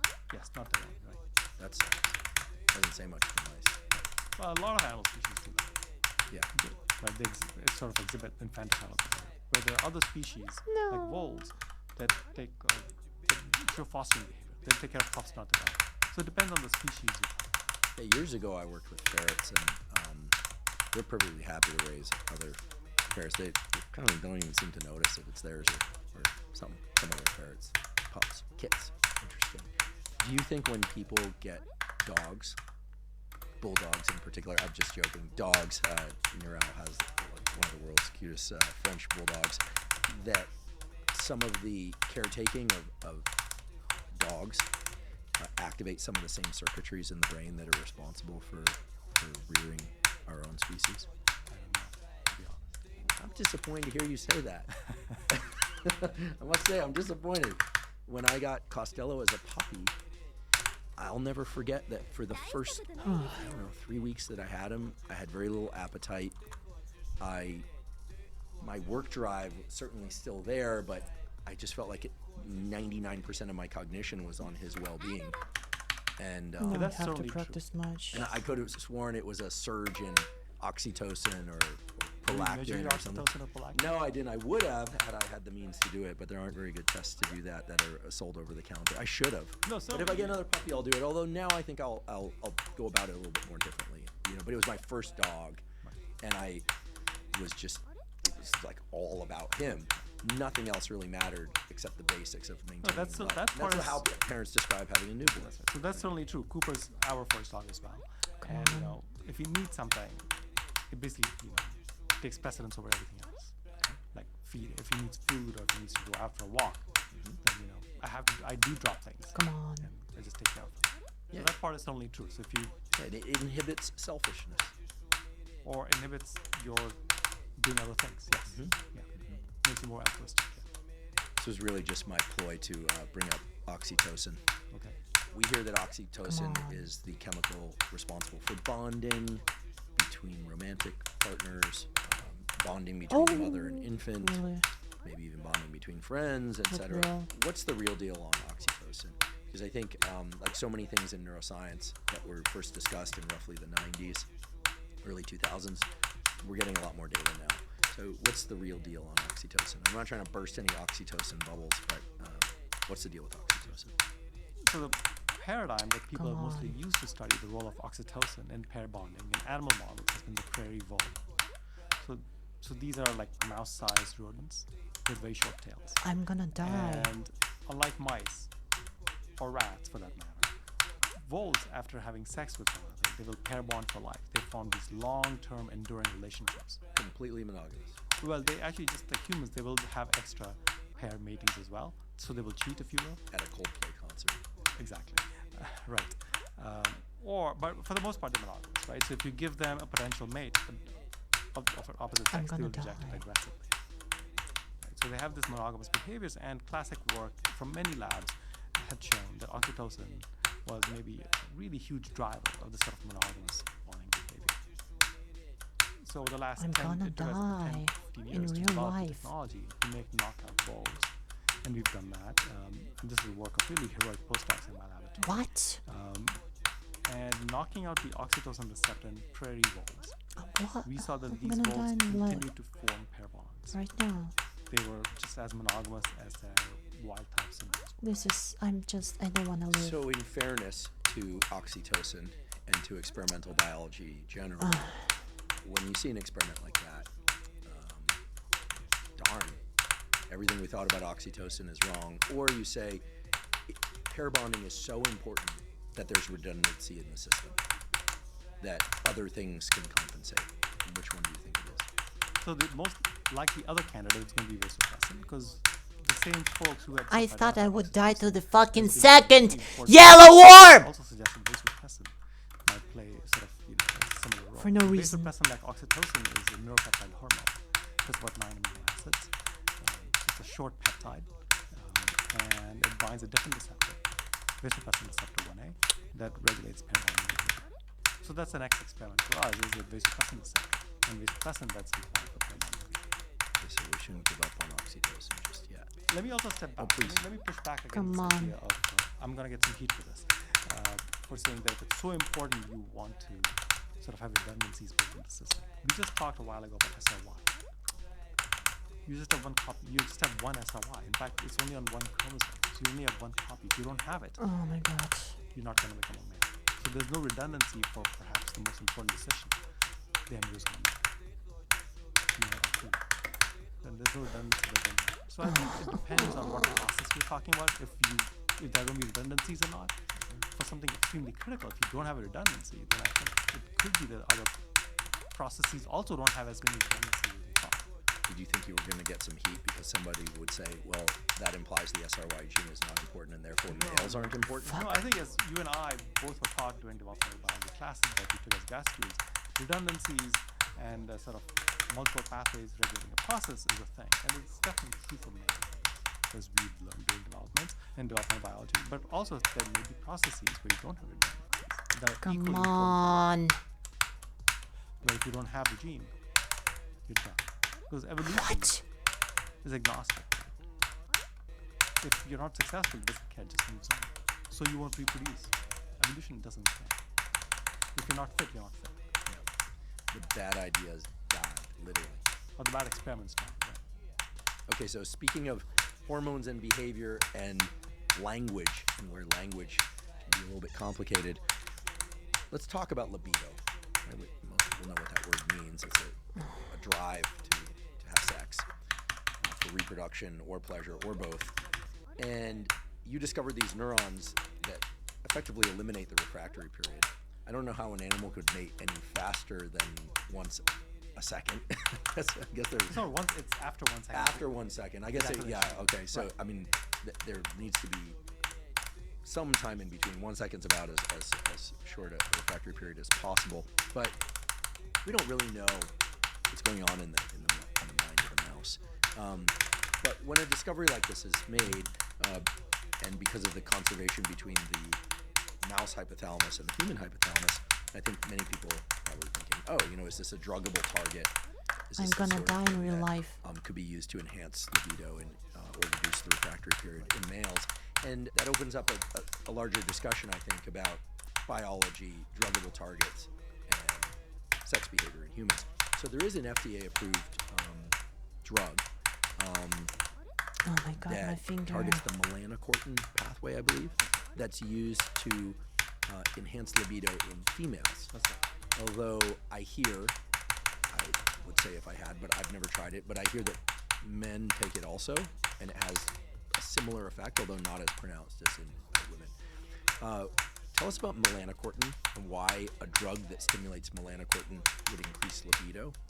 And then we'll talk about whether or not the tachykinin neurons that you discovered 23 to represent a good 103 druggable times target for progesterone. increasing male libido. So, actually, removing yeah. melanocortin signaling in the mouse brain, in male or female mice, does impact sexual behavior in both sexes. It does, yes. It does. Okay. So it seems to be playing a role in sexual behavior in both sexes. No. The effect, though, of the drug seems to be, pretty small. It helps a subset of women, not all women, I think, and there are significant side effects as well. What's it called? Vyleesi? I think the drug is called Vyleesi, and my understanding is melanocortin Barely is on survived. the medial Like one off. pituitary the and UFO. is involved in pigmentation of the skin as well, so it tends to darken people's skin. It can cause hyperpigmentation in some women taking it. It's injectable, I think. So it definitely seems to help a subset of women. So I think that's one of the few libido-enhancing drugs out there. And it's very different than Viagra, which works in men, as you know, right? Because Viagra acts on a more peripheral, vascular. It doesn't act on libido. It acts on the ability to have erection. Right, pro-erectile, and I think women will take some of these vasodilators as well for enhanced sexual function. That's right, but libido is pretty separable from erectile function. As you pointed out, libido is more the desire to engage in sexual behavior. Whereas, erectile function is the ability to enact on that desire. So those are pretty separate. What? I think there are very many good libido enhancing If I died like this from for zero, men I would or jump for off the women, window. We talked about this drug Exxon that is helpful and Oh my seems to have a God. positive effect.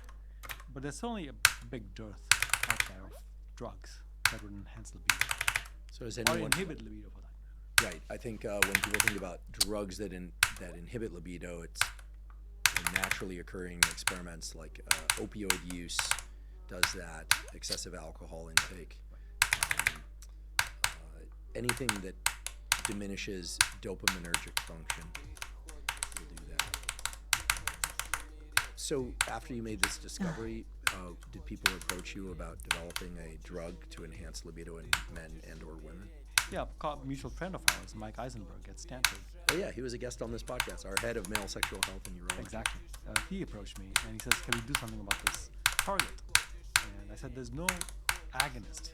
There's no drug that would activate the TAC-R1 receptor that we know about that's clinically proven to be safe. No, There is that an was so antagonist close. for it that's clinically, that's FDA approved. That's used for other purposes. But that would diminish That libido. would diminish libido. But did Mike approach you because he has a lot of patients that have diminished libido who want to enhance libido? That's right. That's exactly right. Why do you think there's such a dearth of drugs to enhance libido? I think for a long time, pharmaceutical companies have stayed away from drugs that act on the CNS because, back in the 90s, there were a lot of studies developing drugs to sort of enhance different functions of the brain, and there are always some off-target effects. So companies have typically stayed away from it. Oh my God. Not SSRIs. I mean, SSRIs were a boom industry until recently when everybody kind of turned on them. That's right. And I say this every time SSRIs come up. Yes, they can have pronounced side effects. No, I don't think they are always Including the decreasing solution. libido. Including decreasing libido. For certain populations of people like who have a clinically diagnosed OCD, SSRIs have been very helpful. That's right. So we don't want to completely, No, that's right. I'm just saying knock that's why there's a general Yeah. dearth of many drugs being developed for different conditions that affect different, the different functions. So drug companies don't want to make drugs that act on the brain?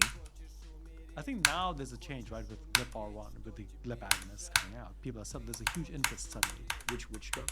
The Wegovy and the Zempic. Oh, for people to lose body fat. That's right. So, but those act in the brain as well, right? So there's now a sudden surge in interest again in developing agonists, if you will, or antagonists to modulate different pathways in the brain. Because this is a huge success story. So now people are energized again.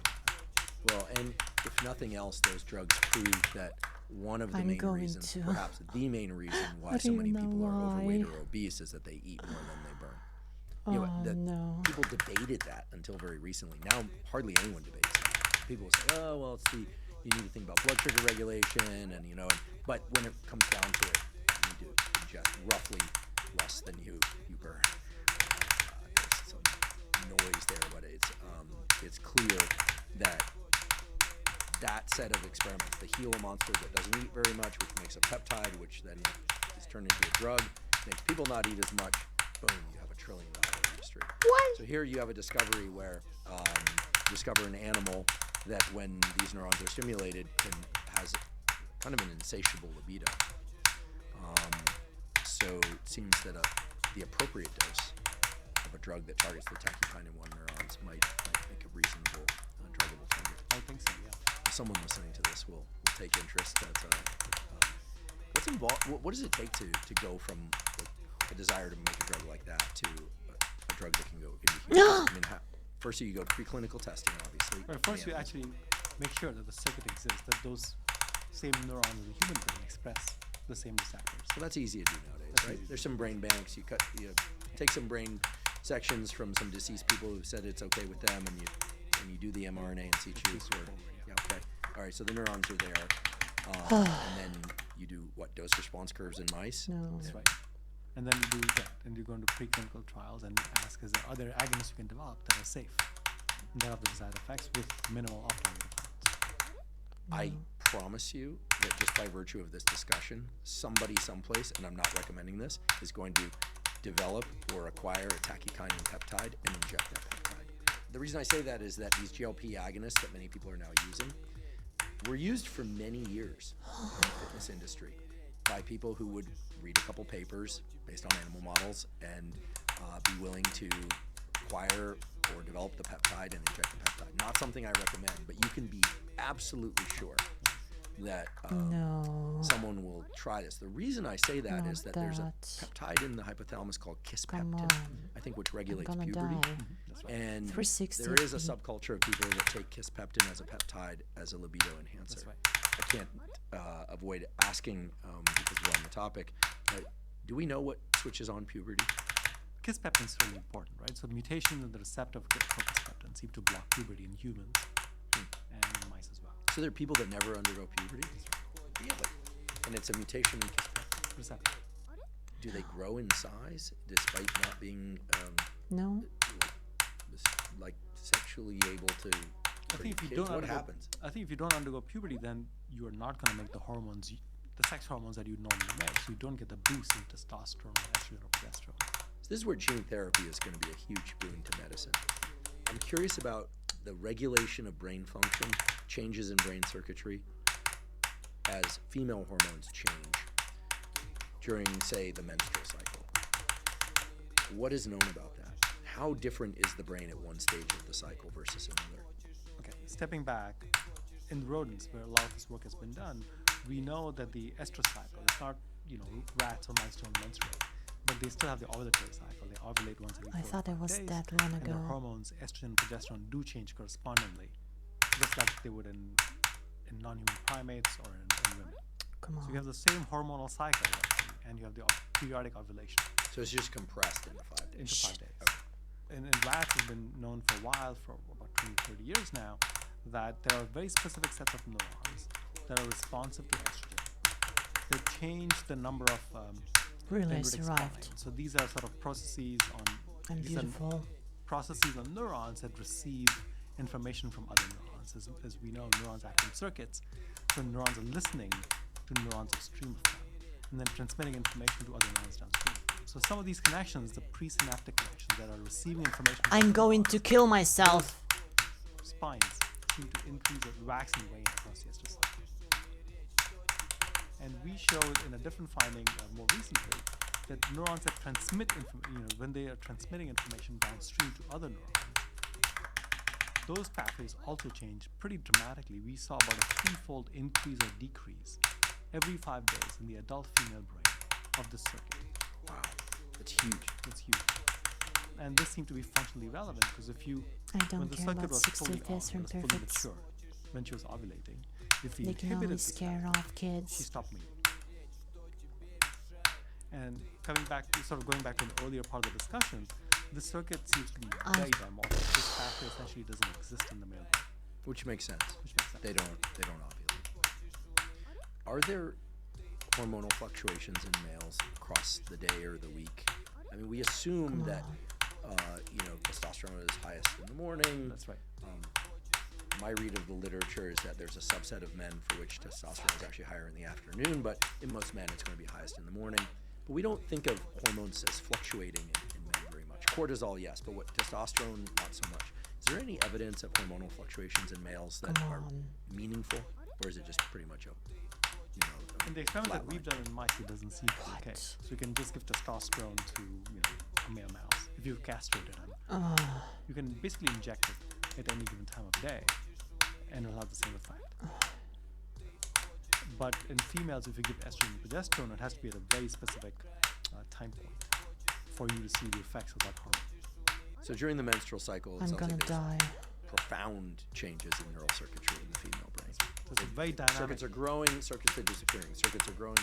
And people have seen in women also, women on the pill, for example, or not on the pill across the menstrual cycle, you do see changes in MRI imaging in women as well. So what's known about that in terms of blocking ovulation with oral contraception? No, so I think what I'm just saying is that the brain seems also to be also dynamic. It's visualized by imaging in women. So it's not just a rodent sort of phenomenon. It seems to be this dynamic processes going on in humans as well, across the menstrual. What about during pregnancy? We don't know. There are a couple of reports that say there are circuits changing in the mouse brain when she's pregnant. In mice pregnant. Hippocampus grows. I don't know. Maybe you do. I recall there was a guy who did a sabbatical in our colleague Lee Chinlo's lab. I forget now. It was from Larry Katz's lab, the factory guy. Adi Mizrahi. Adi Mizrahi, that's right. Oh He showed that the auditory cortex, the circuit in the auditory cortex changes. I think mothers, so they're more attuned to pup vocalization. That's right. Their auditory cortex changed so they could hear their pups better. And That's as mothers, though, yeah. That wasn't during pregnancy. That was in... The study might have started in pregnancy, but I'm pretty sure the experiments, the assays were done when she was nursing. Definitely need more science on how the brain changes during pregnancy, how the mother's brain changes during pregnancy. What about menopause? These days there is, appropriately I think, increasing attention on perimenopause and menopause as very important stages of human development that have not been entirely ignored, but that were largely ignored for a long time. Now there's a lot of attention about it. What's known in terms of brain circuitry changing during menopause? Because my understanding is one of the most marked changes hormonally is a reduction in estrogen. So again, these studies are just being done in mice. It's just starting to be done in a sort of very careful molecular way in the mouse, and I think the jury's still out. No. It's clear that cognitive changes happen with menopause. So the estrogen going down is definitely affecting cognitive performance, and this is sort of, reported by women too, as their mood changing, the appetite changing, and also the liquid steep fucking increase in button. Alzheimer's incidence Liquid in fucking women. finger. In mice, I think there's going to be a lot of focus on the hippocampus, which is involved in learning and memory, and the frontal cortex, where in the non-aided mouse, female mouse, people have seen these dendritic spines waxing and waning across the estrous cycle. So what happens there, and what happens to those circuits, and the downstream I behavior is something survived. that's still being investigated. Yeah, I think How the fuck? we often hear about estrogen and we think only in terms of ovarian function and ovulation, and that tucks right in with menopause. But when we hear about the effect of estrogen in preserving brain function, my understanding is it's also true for men, and that one of the ways that it helps preserve brain function is that it helps keep the blood vessels and capillaries very pliable, very good for the cardiovascular system. Do we know if any of the reductions in estrogen that occur during menopause are acting directly on neurons, or is this all like downstream of reduced blood flow, for instance? Yeah, I don't know the answer to that, to be honest. I suspect it's going to be both. There's only going to be direct effects on neurons because neurons express the receptor for estrogen. Many neurons have all express receptors for estrogen, so estrogen going down is only going to affect their function. Every MD that I've had on this podcast who has a specialization in endocrine stuff. What? No. Keep your estrogen What? as high as possible without running into side You know effects. what distracted me? The That's fact good that for your I brain. seemingly It's just- and that saw when a people fly flash on my estrogen, monitor Or when you get when I was a third males that floor. have, for instance, very high DHT levels and T levels, and their estrogen is very low. Get real. It's not a good picture cognitively. Certainly not in terms of cognitive longevity. Estrogen's pretty interesting, I think, from the standpoint of its effects on the body, but also as a neuroprotective. What? Right. And then all sorts of What? questions about why that might be. I solicited for some questions from the internet. Always a dangerous thing to do, but a lot of fun.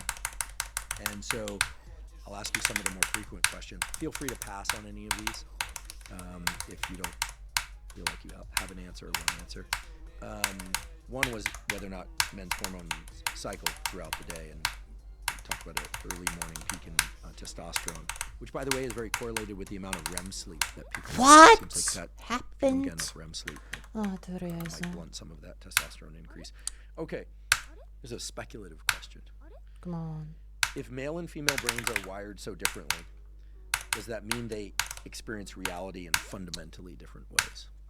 Like, maybe we're not at all having the same experience of life. Let me answer that from our studies in the mouse. Right? So a fundamental feature of social interactions is the ability to recognize potential mates from potential competitors, recognize sex of other individuals, female, male. We do that subconsciously.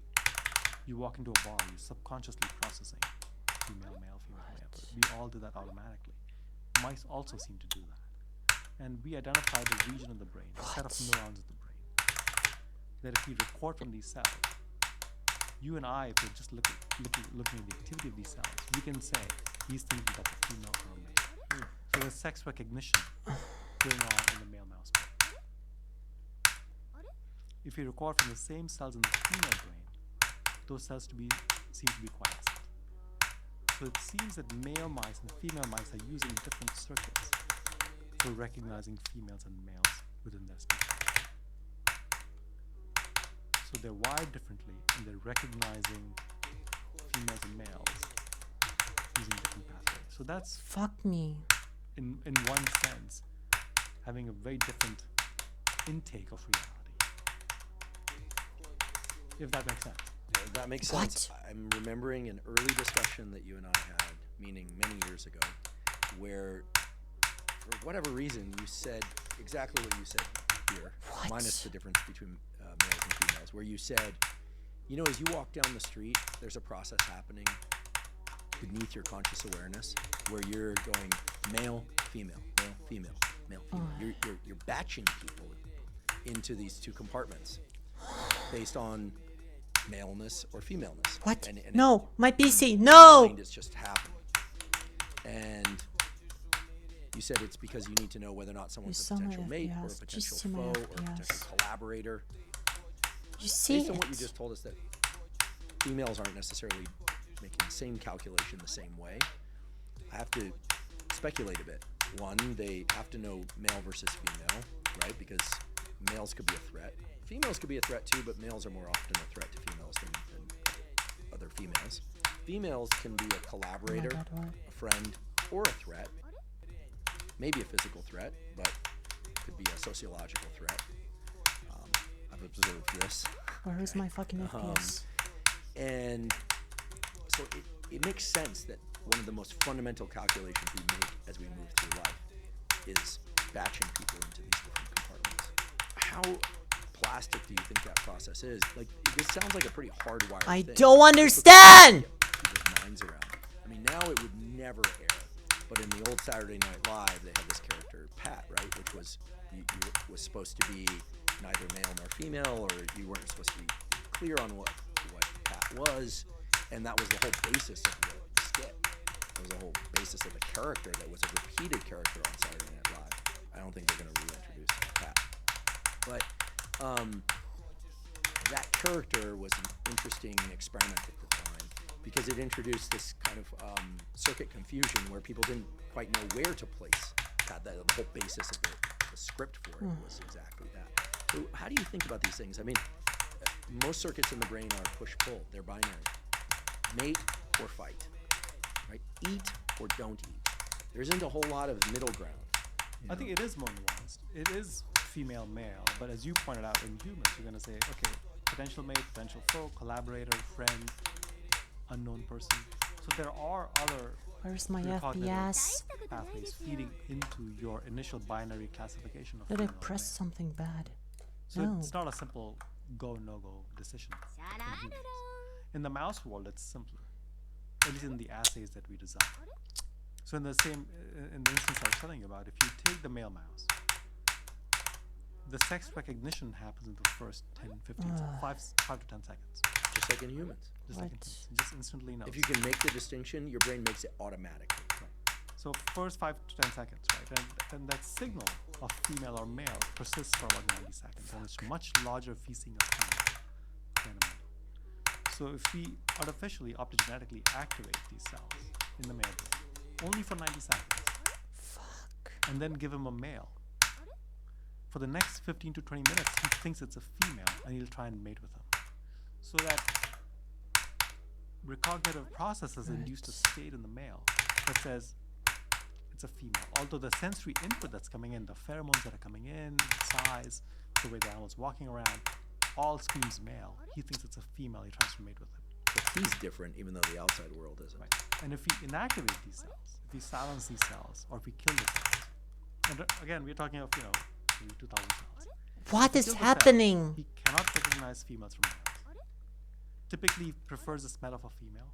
That preference is gone. And because he can't say that's a male or a female, he neither mates with females nor attacks other males.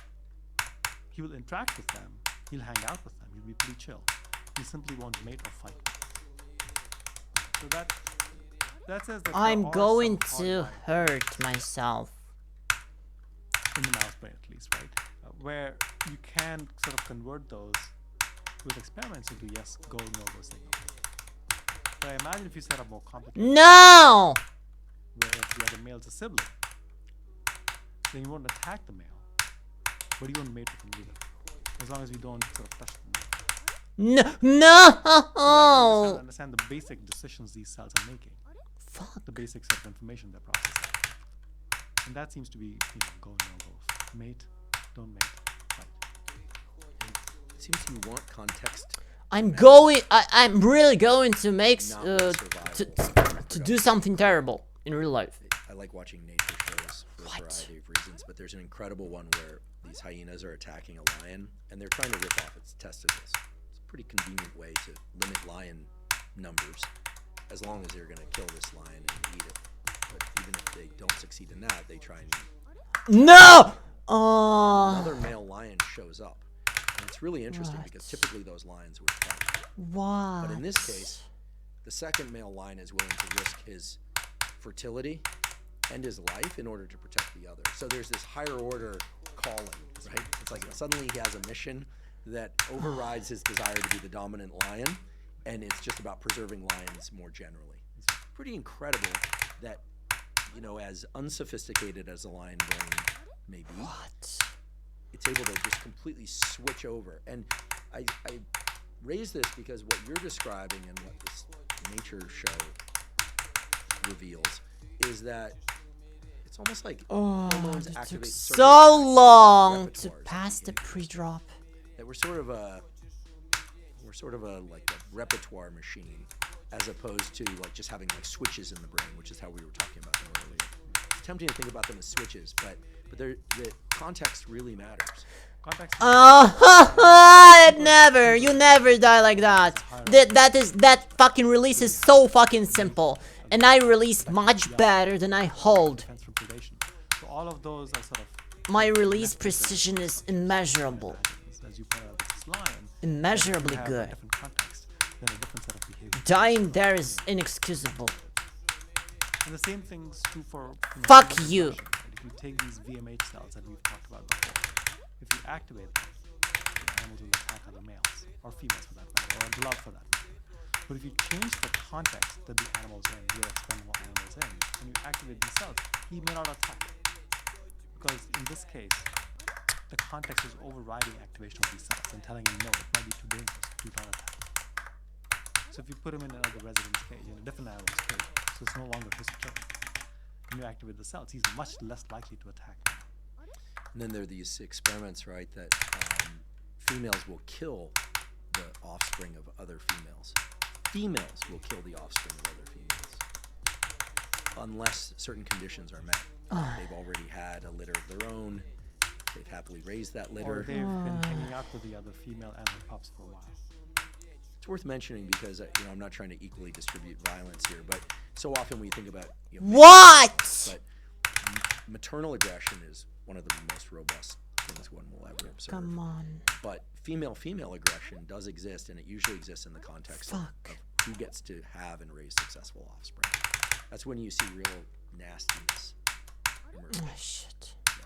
Which is, in the context of sexual behavior, we're yet to get this guest on here, but there's someone out there that studies female sexual behavior in an interesting way in terms of somewhat evolutionary terms, but saying that, one of the more pronounced effects that you see is depending on whether or not someone has had and raised children, how they behave towards other women, or the more salient experiment. And I need to verify this is actually true, that when apparently there's a study where they sort of scale the level of attractiveness of women to get a haircut from another heterosexual woman, and the more attractive a woman is who comes in to get her haircut, the more hair the hair stylist, the female hairstylist, cuts off, almost as if there's a competition and they're trying to actually damage the competition. And then other examples where the whole notion of women shaming other women for being promiscuous, the notion being, well, if men can get sex without having to invest much, then that will change the standard of what men expect, and will make it less likely that they'll be able to find a safe, happy mate situation to raise kids. And these are the ideas that spin in the background, and you kind of go, okay, well, that's a just so story. I probably could explain those data 5 different other ways. But then you hear the animal data, and you go, wow, a lot of this is really about extension and preservation of our species. All right, more questions. This is interesting given our earlier discussion of periaqueductal gray and its involvement in sexual behavior and in pain management. Is there a difference in the way that males and females experience and attempt to relieve pain? Do you know anything about the interaction between hormones and pain management as it relates to males and females? There are a lot of reports saying that males and females have different pain thresholds, but I think it's been really challenging to dissect out where those differences arise from. I mean, that's all I have to say, so I don't know much about this. Because people will say because of the pain of childbirth that women have a higher pain threshold. And that's been revealed in some studies, at least to my knowledge. But that could also be because they're in a different hormonal state than having a baby. So a lot of natural endorphins released. There were a lot of questions about environmental toxins in food. What? Go fuck yourself. Some of this gets to the atrazine data. Why is there hair on my fucking finger? That atrazine Where did it come from? That frogs were being Get away from me! I know I'm sweaty and sticky. Get away from the fucking hair. Sexual differentiation that was taken and run with in a variety of directions, some accurate, some far from accurate. But I think nowadays people are very concerned about endocrine disruptors, especially during pregnancy and in early childhood. And a lot of people are speculating as to whether or not this is one reason that there's a fair amount of discussion about confusion about gender identity and sexual differentiation. What are your thoughts on this? Is it conceivable that things in food, in the environment, which act as endocrine disruptors, are smearing some of the previously clear outcomes for human fetuses? I think you have to ingest large amounts of these hormones at the right time or these modifiers, these modulators to have an effect. I don't know what kinds of exposures there are. With plastic bottles and whatnot, I mean, maybe, but you'd have to have a large exposure. That's not to say it doesn't happen. There might be species in which it's really sensitive. Oh, no. Here's one thing I know for sure. Our former friend and colleague, Ben Barris, fuck me, Barbara Barris, was an identical twin, has an identical twin sister that is perfectly happy being a woman. Was definitely not happy being a woman from an early age. Switched to being Ben. And for a long time, and I know this because he told me directly, but it's been documented, he claimed that his mother was treated with an anti-miscarriage drug that had androgenic pro-testosterone properties, and he thought that perhaps that had an impact on his gender preference. which is interesting, right? Because he's speaking to hormonal influence on gender preference that, at least his idea. Gender identity. Right, and he can't know, but he was an MD and a PhD, and he was thoughtful about the biology of sex differentiation, obviously. So it's conceivable, right? He passed away in 2017, so I can't get his thoughts on this now. But, you know, he was pretty vocal about the fact that thought that there were things that medications and other things that could certainly impact gender identity. What you're referring to was a pretty powerful No! that he was exposed to, right? So that is very different dosage. Everything was so well. You know, you might presumably going get so from these well. days from environmental plastics with modulators that could impact hormone signal. That's a pharmacological dose. You're presumably exposed to. Right. Oh, did I think that's a big survive? question nowadays, to what extent these endocrine disruptors are impacting the fetus. I mean, it has been shown that microplastics are present in the first fecal matter that a baby excretes. Whether or not those microplastics are effective endocrine disruptors in the sense that they are causing androgen disruption or estrogen disruption isn't clear. I'm not. No. Conflicting data. You know, it's easy to paint a picture where it's all about endocrine disruptors pushing things one way or the other, but our colleague Mike Eisenberg, There's nowhere to testosterone put a levels fucking in start the position but to according practice data from the specifically lab, 45. penis sizes are going up. There's like So, really you know, nowhere to the put data it. don't always fall Like squarely maybe into here. like a news article type. Come framework. on. And typically news articles on this stuff pick one or the other side to push for. What do you want to know most? This shit fucking going forward sucks. about how sex differences in the brain come about. Like, what are you most excited about lately? There are many questions. Whatever. One is we still don't have the identity of all the different social behaviors that animals engage in, that mice engage in, the innate behaviors, right? So what are these circuits? How do they interact with each No! other? Mating. How do you assess threats and stop mating, for example? So that's one level of question. What are the circuits and how do they interact with each other? And at the same time, how are they interacting with higher order circuits that let you navigate, let you make decisions? What is the interaction between? I think. The other is this plasticity, this adult dynamic circuit feature that we others have run into in the female brain. How widespread is it? And do males also have such How did dynamic it survive? plasticity in the adult animal? We don't know. And if so, what are the conditions in which the male brain rewires? And females undergo different, as we've talked about, undergo many different Fuck. life stages that are pretty unique to females. No! One of them menopause, another pregnancies, another ovulations, another. So how are these circuits Shit. different across these stages compared to, say, the female who's not gone through any of those? Shit. Those are very interesting questions, especially given the divergence of life choices that you see out there now. Not everyone is getting married, having kids, and What? Wait, many what? people still are, but my understanding is birth rates are going way down. So Ours certainly are some declining people well. are opting out, or for whatever reason aren't having kids. What? Everyone's Ralph, thank you anti-natalist so much now. for coming here today, for sharing with us all your incredible knowledge and experiments. Fuck me.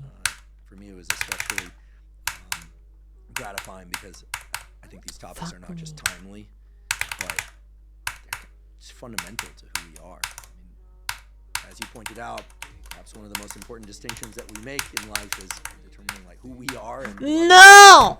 and the male-female distinction is a critical one that arises at least as early as conception in terms of the chromosomes are involved, and then the hormones are acting on that, of course. So I want to thank you for the work you're doing. Oh, I Really wanna hard die. experiments. You do beautiful experiments. They're Goodbye, super level. clean, and you get really incredible outcomes, which you shared with us today. And it's also wonderful that you took the time to be a public educator, to come here and share with us on this set of not trivial topics when it comes to navigating the landscape of sex and gender and hormones and all this stuff. So This wave you're pool's brave, not and we work appreciate anymore. your bravery and then the way you Well. approach these questions. Thanks, Andrew. It's a pleasure being here. Thanks for having me on the show. Yeah, well, we'll have you back Yeah, again. it does not work anymore. And thanks for also being a bulldog owner. What? It works. Next time I'll bring Cooper. That you got Cooper, and next time bring him. He's an amazing French bulldog, and just makes me appreciate you that much more. Thank you. Thank you for joining me for today's discussion with Dr. Nirav Shah. To learn more about his work, please see the links in the show note captions. If you're learning from and or enjoying this podcast, please subscribe to our YouTube channel. That's a terrific zero-cost way to support us. In addition, please follow the podcast by clicking the follow. Thank you, don't need it.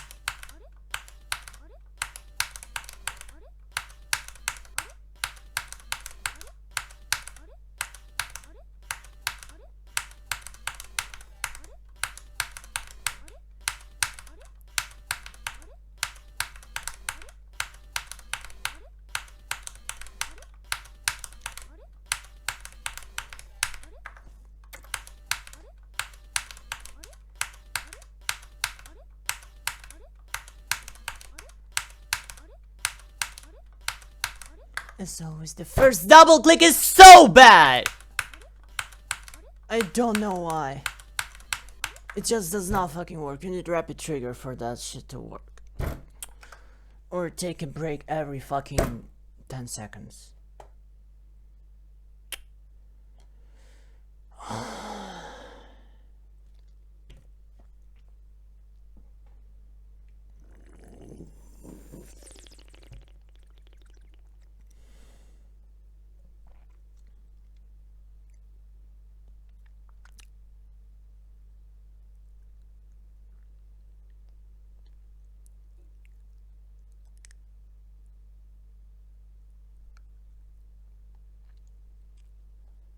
We all know different isn't always better or worse, just different. No. There's no such thing as that. It's just fucking different.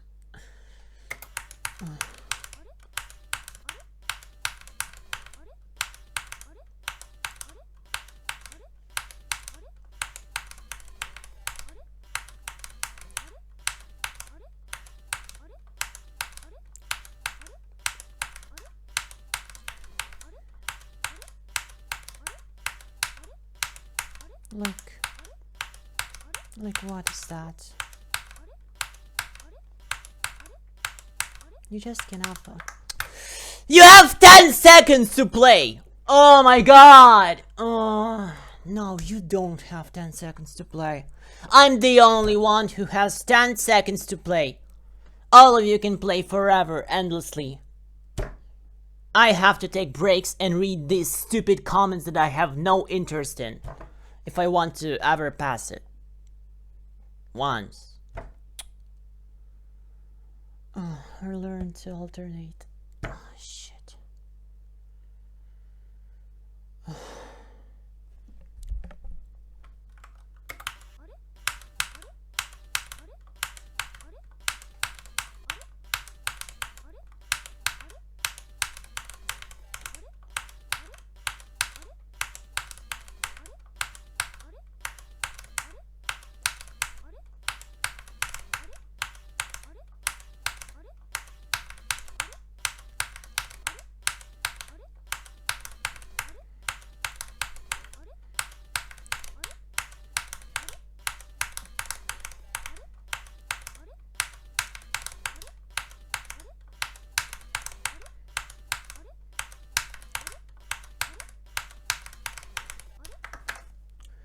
Pause.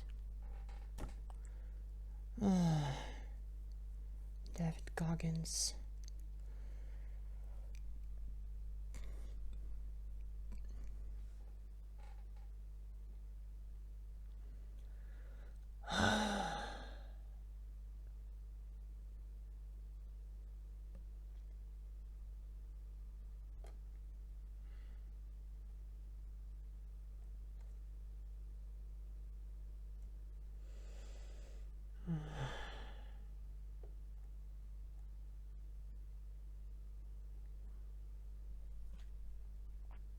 Brave topic to discuss.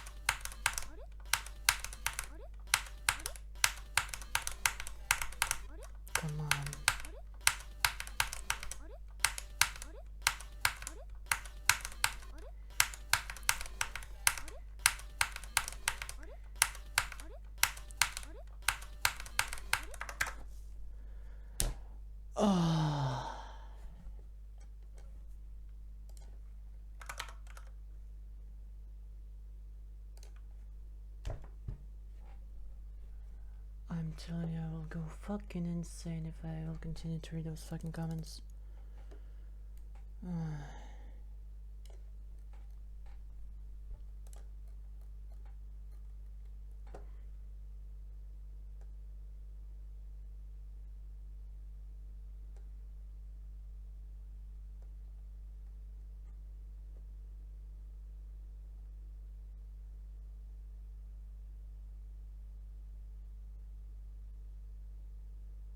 Wait, I read that.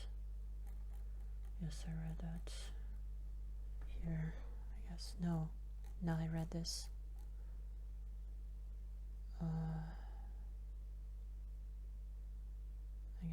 I guess here.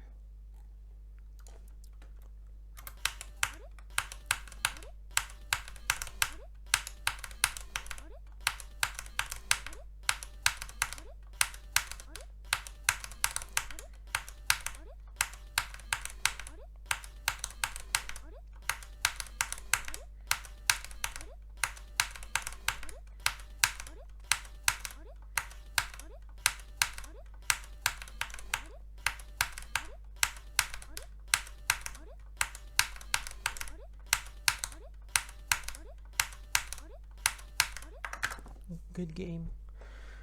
As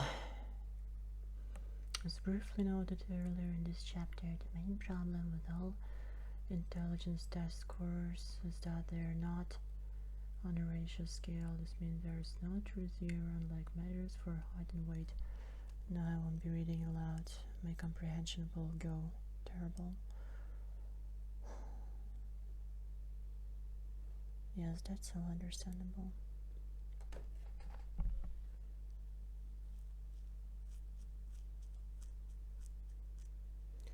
Zero intelligence, yeah.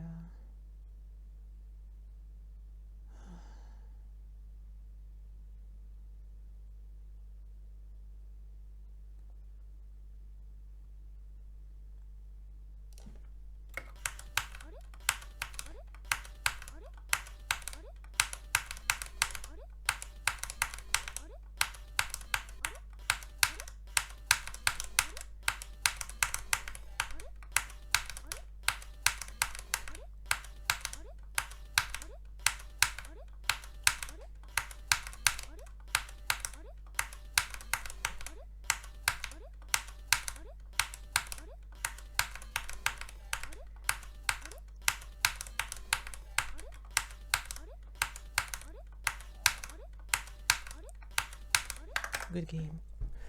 Oh, I hate this fucking game. I hate it so much for how much it relies upon your fucking genes more than fucking IQ, I bet.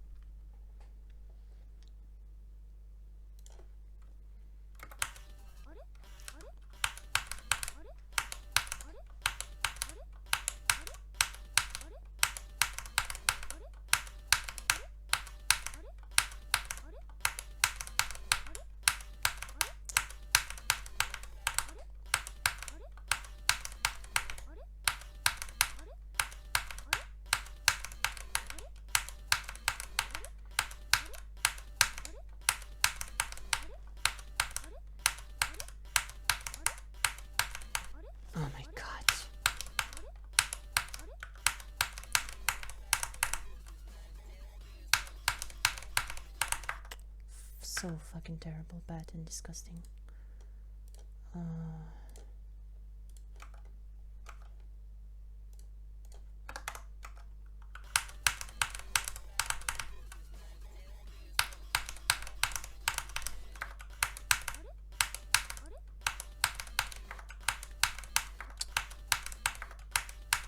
I hate this so much.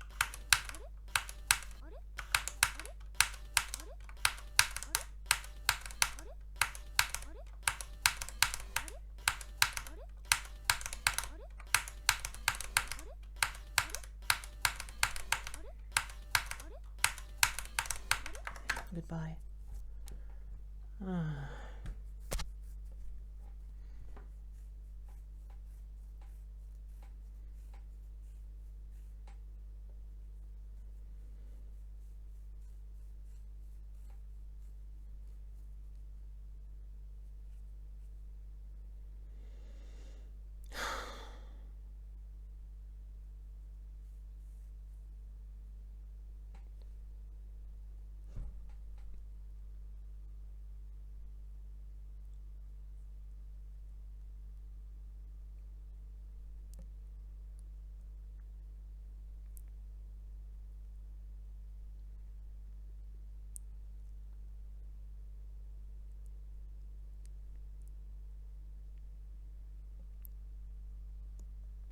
Yeah, I don't have the ability to successfully play Geometry Dash, for sure. When we're talking about fucking this type of shit that requires your hand, your forearm to be made of fucking steel.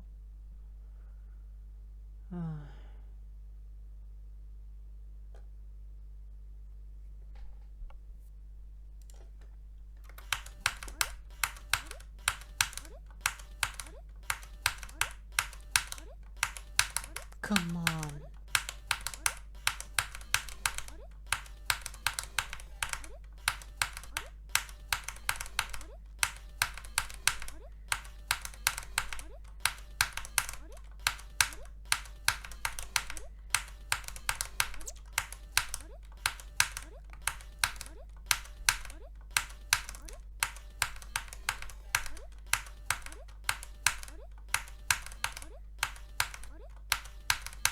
Why can you even die to this?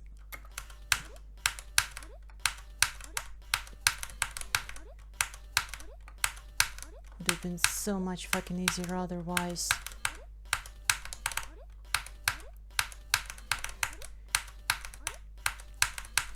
Oh my god, that's it.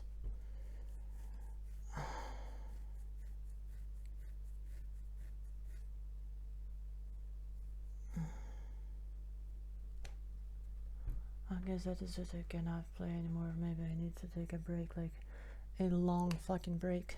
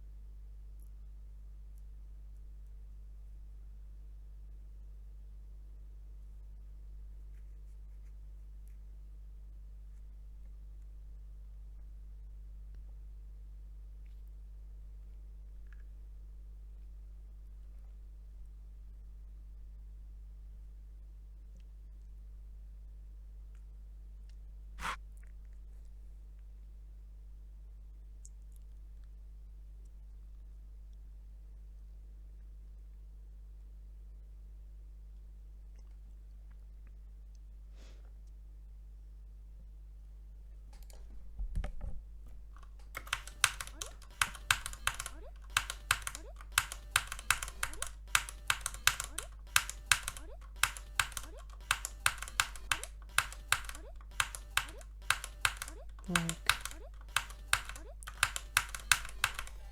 it's just the first fucking double click.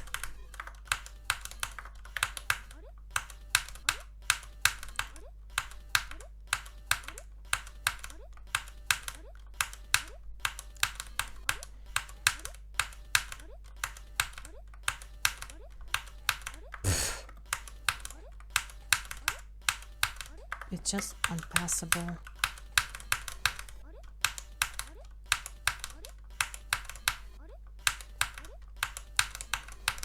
Understandable. Oh my god, I'm gonna kill myself. Oh my god.